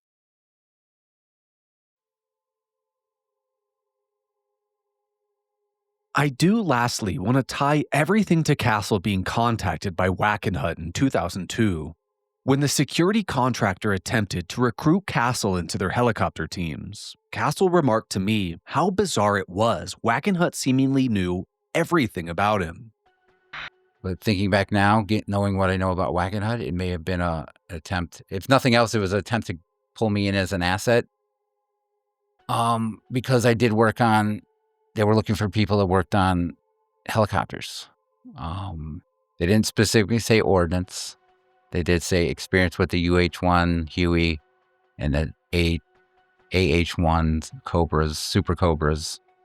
And this leads me to a theory I'd like to propose. This theory says that the team Castle encountered in 1997 was not Air Force or Navy enlisted personnel, JSOC or Joint Special Operations Command or SOCOM Special Operations Command teams, but instead a private team from WACKENHUT working with the Navy and Air Force. In this theory, in 2002, WACKENHUT attempted to recruit Castle to these clandestine teams, possibly to a group like the infamous quote-unquote Blue Boys, alleged UFO crash retrieval rapid response teams operating from within U.S. military bases employing helicopter units. As I stated earlier, WACKENHUT historically provided professional security, especially perimeter security, for many U.S. DoD and Department of Energy installations. And these included the Nevada test site, the ever-elusive Groom Lake Area 51, and Los Alamos National Labs. And additionally, WACKENHUT allegedly served as a CIA front in the Cold War and beyond. A theory likely proven in the JFK files in a released March 1963 memo detailing the WACKENHUT Corporation wishing to serve as cover for the CIA. Now, I'd like to take a moment to thank excellent researcher Blocked Epistemology for this find. In the 1989 book, The Terrorism Industry by Edward S. Herman, the board of WACKENHUT and connections to U.S. intelligence agencies was scrutinized. Remember how in my SAIC video, I referred to SAIC by its nickname NSA West, as so many US DoD and intelligence officials traded their stars and stripes in for business suits at SAIC. It seems that WACKENHUT operated as a similar revolving door for accomplished military and intelligence professionals. In his book, Herman discussed how two figures I've associated with UFO legacy program operations in the past served on the board of WACKENHUT in the 1980s. And this is not to mention Bobby Ray Inman, a pillar stone of US intelligence, SAIC, and WACKENHUT I believe is one of the most key members to UFO programs in history.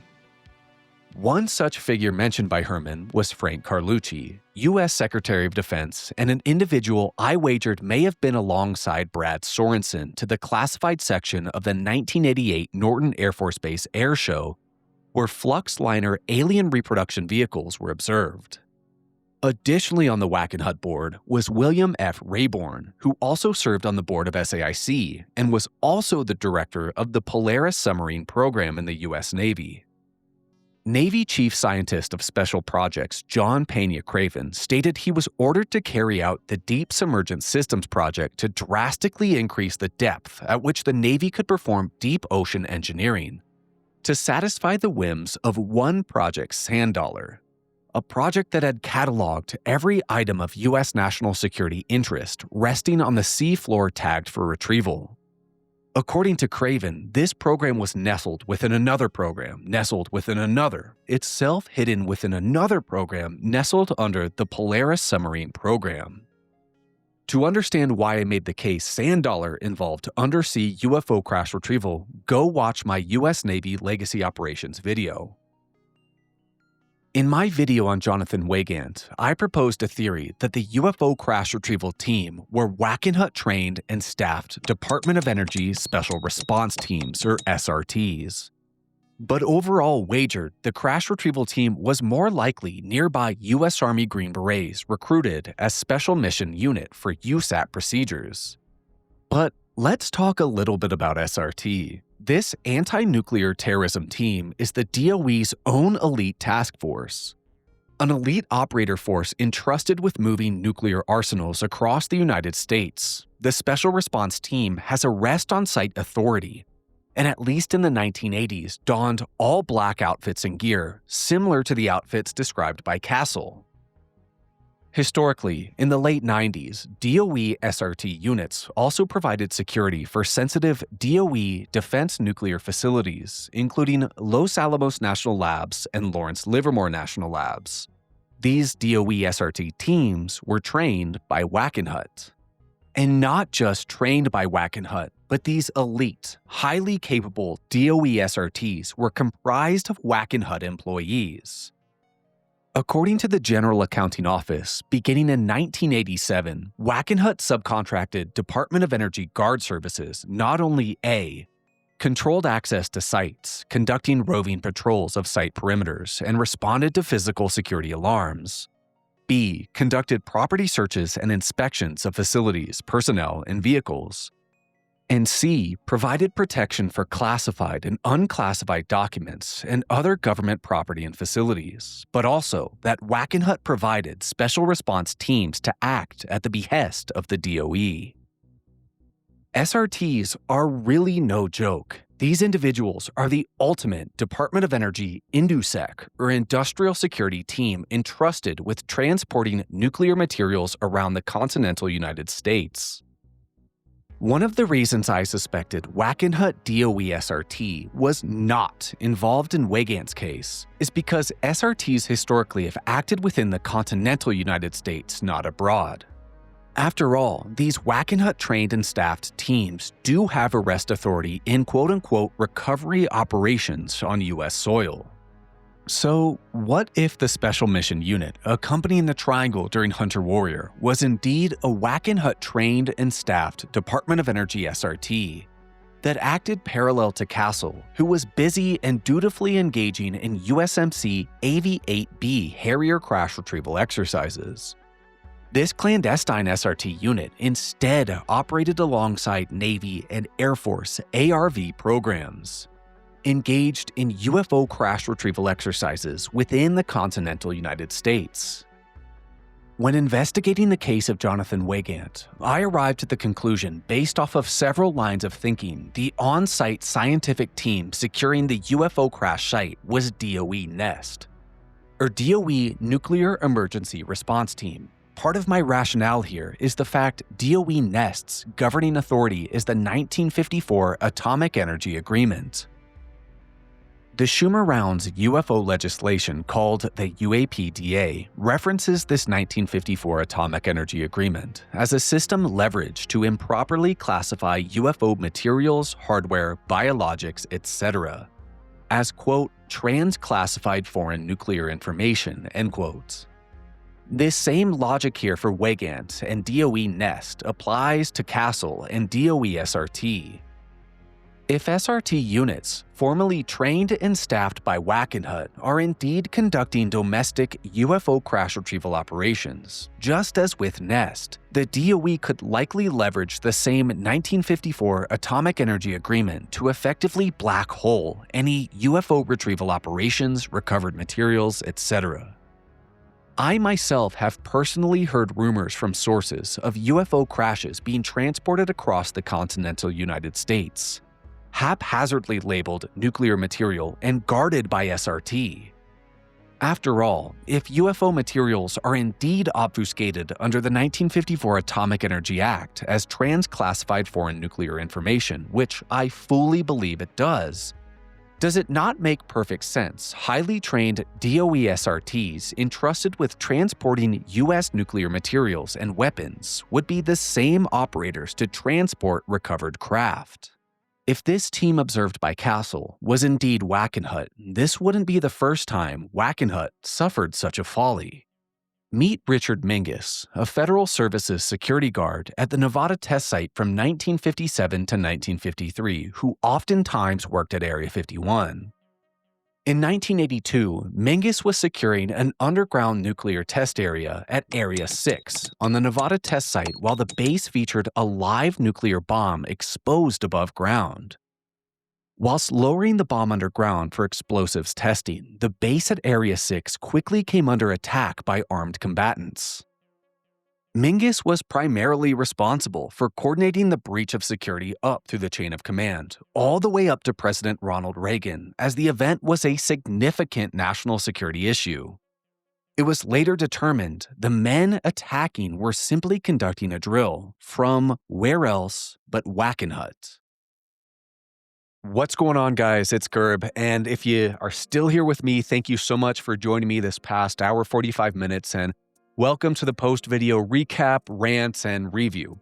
So let's first break things down a little bit. I first heard of Castle and his testimony and started to vet the man in late April, early March. If this was late April, I believe this was the last 1 or 2 days of April into early March.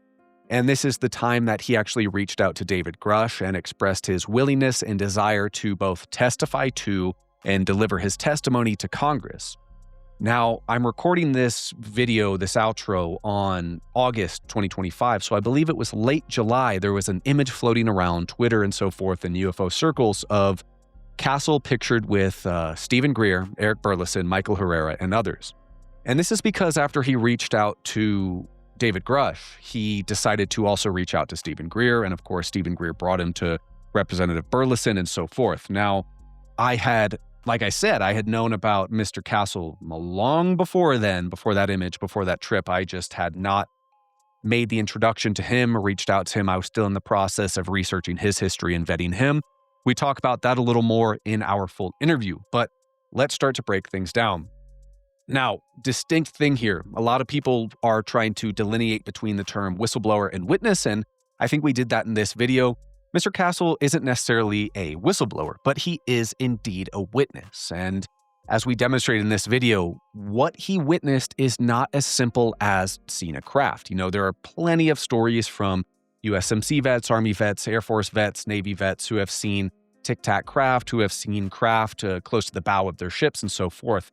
What Mr. Castle saw was what I wager is an alien reproduction vehicle, an accompanying black team. The same sort of team that both Weygand and Herrera saw. This team armed in all black, featured U.S. Army helmets, featured, we try to tuck into the guns, MP5 machine guns, not necessarily M16A4s or M4 carbines. The presence of an MP5 for all the gun fans out there would imply that this is possibly, not a standard military unit as we saw in. One of the reasons why I led this was a PMC, private military contractor, SMUS, special mission unit out of WACKENHUT. And this is critical. These times are critical because this occurred mere weeks before the case of Weygand. And one of the arguments I made that I had a lot of fun doing in this video was discussing, hey, maybe the way this team handled Castle, maybe after they handled Castle, because we know the Black Ops team just ran down the hill, drove back northwest to the direction of Edwards, to the direction of R2508. Right after that, the team brutalized Weygand, detained him. So I believe there might have been different sorts of safeguards put in place if the teams encountered blue units. And possibly this was exactly why the Navy tacked on to Hunter Warrior in the very end as an adjunct and put in some ARV teams. Now, before we break things down, I know I put out a big thesis on there in my post-video rants. I never read from a script, but let me go ahead and reread the thesis from which I constructed most of my argument so we can have it all neatly recapped, because I know we had an hour and 45 minutes. So let's just go through that. I'll tell you when I'm starting and I'll tell you when I'm ending, starting for my working theory. March 2nd to roughly March 14th, 1997 saw the execution of Hunter Warrior Advanced Warfighting Experiments that involved the Marine Corps Air Ground Combat Center, 29 Palms, California. The experiment was designed to examine 3 specific areas. The Center for Naval Analyses published summaries of the findings alongside the Marines by 1 August 1997. Having previously expressed interest in carrier tactical aviation involvement in supporting troops offshore in 1995, a report titled An Operational Examination of Sea-Based Aerial Fire Support for Troops Engaged was written by the Navy. After recommendation of, and I'm going to skip over this, guys, because I know I read a little bit in the video, but of Navy Admiral Jay Johnson to the Marine Corps Commanding General, the Navy NAUTIC, or what was previously known as the Naval Strike Air Warfare Center in Fallon, Nevada, assembled air crews alongside the Naval Air Station Lemoore, California, to explore Hunter Air concepts during Hunter Warrior, which on the surface evaluated a wide variety of technologies and evolutionary tactics. Involved naval experiments here, as we discussed, were considered adjunct, bolted on late in the planning stage. Tying into Castle's encounter of an enormous floating triangle, an armed ground team, Nodick and Naslamore, engaged a Black Ops crash retrieval or tactical team or special mission unit, SMU, in war game exercises to practice operations, recoveries, missions, etc., alongside blue assets without detection. And obviously, due to Castle's encounter, this directive failed and failed miserably. Rationale here can be extended to, and pause, I know this is controversial, but I did want to explore it because it is pretty intriguing to me, and I'd like to do a little more poking around because, as I stated, I have heard that there are human tic tacs and non-human tic tacs, and I tend to agree with that sentiment. I'm not staking my position or opinion in anywhere in the sand regarding Nimitz, but I thought this was interesting to explore. Anyways, back to the thesis. Rationale can be extended to the 2004 Nimitz Tic Tac encounter. If the Tic Tac was indeed reverse-engineered technology from the Lockheed Skunk Works operating in restricted, active U.S. Navy airspace, this draws parallels to Castle's experience, as the Tic Tac would have been conducting test missions, flights, etc. among blue assets, possibly to gauge blue responses to such vehicles or approaching cap points without detection or as little detection as possible. Possible reasoning for this Tic Tac testing on blue assets is to see reaction types, times, speeds, methods of an unknowing force if there was enemy contact. Warning the pilots beforehand taints the results. And quick pause, I'm not advocating for anything or making claims, I'm just exploring this concept. The Navy or other U.S. entities would never test on their own pilots or servicemen, some people claim. Well, this is wrong, it's done every day. Further parallels to Castle involve the late March, early April experience of Lance Corporal Jonathan Wygant in the jungles of Peru.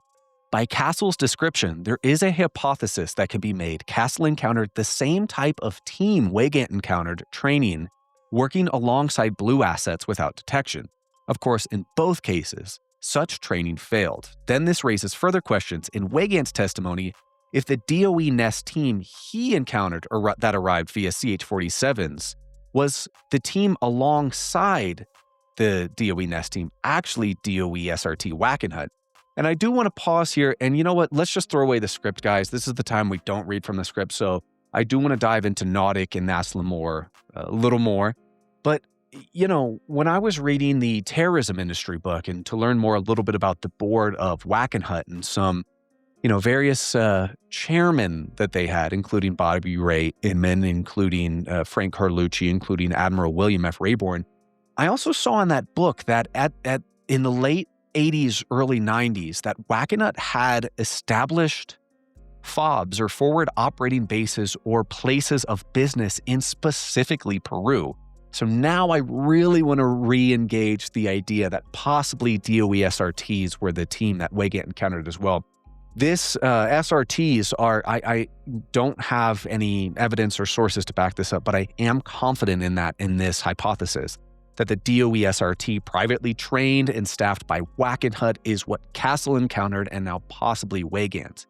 And what strengthens this theory is the argument I made, such as DOE Nest and such as so much in DOE and NNSA, that the SRT team could fall back on the 1954 Atomic Energy Agreement to basically obfuscate any mission, any retrieval, any operation they're doing, and this can be misclassified as transclassified foreign nuclear material. So there is no need to divulge any information to any entity that does not have a strict need to know or is not on the bigot list of the associated CAP, USAP, or waived USAP.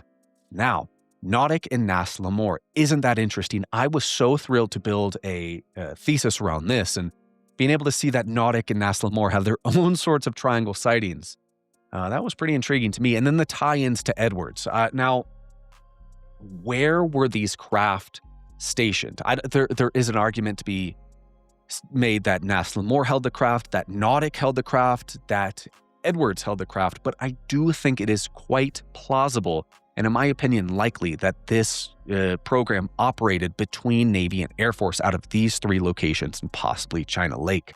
Now, Fallon, Nevada is interesting as this is quite close to Area 51, and the Fallon test range is quite close to the Nevada test range. Anybody who's watched my videos and Jesse Michaels as well, hey, I'm repping his merch, will know the story of Randy Anderson, who claimed while doing test stops out at Area 51 auxiliary sites on land owned by the Department of Energy, he himself has come across electrogravitic triangle craft that the U.S. has in store. Now, also near Fallon, Nevada, Nautic is a Newark Keyport location that is supposedly a depot for underground mine storage. Now, if you watched my, I think it was SAIC or U.S. Navy video, I talked about Newark Keyport as being almost a data acquisition type entity within U.S. Navy legacy program operations. So that is something to chase down as well.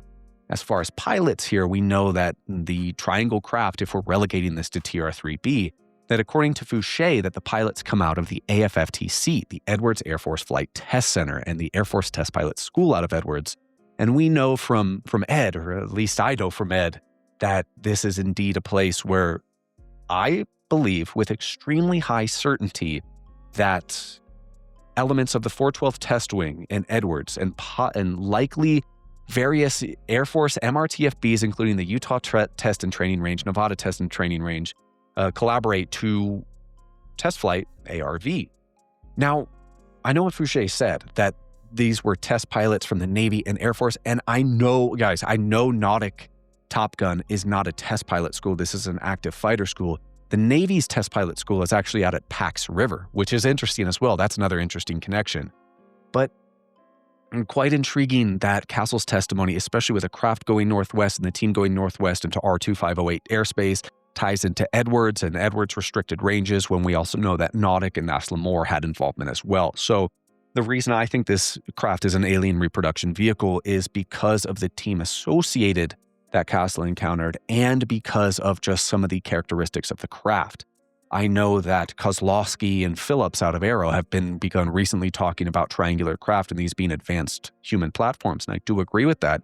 And I am still of the mind that some of these triangular craft are alien reproduction vehicles in the sense that, if Fouché is right, that their propulsion systems are based off of non-human technology, or perhaps other aspects of their propulsion, their survivability, their mass reduction, their internal mass reduction, various aspects have been leveraged from non-human sources. I think it is intriguing. And I think that from Castle's description, it sounds like what he saw was TR-3B. I know guys, I hope you appreciate those renders we have in this video. I think they're wicked cool. But remember, Castle only saw the underside of the craft and part of the side, so he did not see the top of the craft. So we left the top blank, no features there, not like the TR-3B with the raised crew compartment in the middle, because we do not know what was up there. What is interesting and what kind of takes me back to TR-3B is the concave section in the middle. And if you actually look at Sal Pais's patents out of not associated with, but out of Pax River, I think this was in 2017 for inertial mass reduction craft, you'll see a triangle with a large concave center as well. Interesting tie-in. And of course, Castle talks about the ridges in between the lights of the triangle, and that reminds me closely of TR-3B as well. One of the things we have to pay attention to what Castle said is the lights on each vertex weren't just flush lights or recessed lights. These almost seemed like orbs embedded in the triangle, and these gave off a whitish, yellowish, goldish color, but did not cast light on the surrounding area. There's so much to chew through here, guys. So much awesome stuff that relates to so much of what I've talked about on my channel and so much in UFO lore. So I will be releasing the Castle interview soon. We talk a lot more. We talk about the anthrax vaccine. We talk about the other Marines specifically, because I know what you're thinking. There were multiple other Marines with Castle, and also behind the scenes, we're trying to track down these Marines to talk to them as well. Part of the issue with cases like Wagant's and Michael Herrera's is we can't necessarily pin down exactly where this event happened, in Sumatra, Indonesia, or in Wagant's case, even if it was northern, southern Peru, if it relates to Pucallpa, where. But what is interesting here with Castle is we do know that within just a couple mile radius of Emerson Dry Lake bed, this is where this encounter happened. And we know the exact direction in which the craft and the team departed. So there's a lot more to chew through and a lot of interesting things to follow up on. Again, that interview will come out soon. I actually went out to where Mr. Castle lives, spent a couple days with him, and We recorded out there. So wonderful things to say about the man. He's been all but gracious. Same with other witnesses I've talked to before we started talking. He was incredibly nervous. But we spent some time together. He started to open up, and the man was a joy to talk to. And I hope to get him back in front of some congressmen. I'd like to be there with him and maybe we can present his testimony and this thesis together to maybe Rep. Burleson or someone similar, but that is what I would like to do next. Some bookkeeping stuff, guys. There's been a lot of buzz about the Danny Jones and Chris Ramsey podcasts. Those have had an insane amount of views, and it's a true honor that each of you guys watch that and support this channel. There's so many new viewers to this channel. I think we've got almost 20,000 from those 2 interviews. So if you're new to this channel, I love you. If you are a longtime viewer of this channel, I also love you. In the comments all the time, I see so many people that have been with me leaving comments since day one, since I had 20 subscribers, 30 subscribers, names that come to mind: Mighty Mo, Tanner Johnson, Birdie606. So a lot of you guys I recognize, and I appreciate each and every one of you. Remember, I do have a Patreon. I would love if you support the channel. That's how I fund these trips. That's how I fund the 3D designers, and that's how I keep my channel going. I don't gatekeep content, so please just support what you think the channel is worth. Your support means the absolute world to me. And if you don't want to support on Patreon, at least give this video a like, a comment, and subscribe to the channel. I think every YouTuber says this, but it actually does help quite a bit. But I appreciate everybody being here, and if you watched the end here, thank you so much. I got some exciting stuff coming down the corners. We got some hearings coming up in September. I think we have a date for that. I will be there for that. And I know I haven't done it in a long time, but I think I will do a live stream before and after the hearings, because that's going to be a lot of fun. So I will be boots on the ground for that. Remember, I got a Patreon, support the channel, like and subscribe.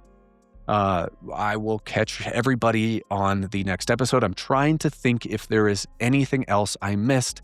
Yes, there is. Randy Anderson talked about Area 51 and seeing triangles there. I also have my friend, the Army Public Affairs Officer, who was at Area 51 at Groom Lake, who on the cleared flight line, when he was with some colonels, active colonels there, he was able to observe the flight line. So a triangle take off vertically at incomprehensible speeds, making no sounds, not disturbing any of the dust around it. I think I talked about that on Danny Jones, but I just remember that now. But we'll wrap that up today. I think we are approaching on 2 hours. So with that being said, guys, thank you everybody for joining me. And thank you for supporting Mr. Castle. I'm going to link his Twitter down below. He's a great guy. Feel free to talk to him. And, I appreciate his courage coming out. And thank you so much for watching. Catch everybody next time. Bye.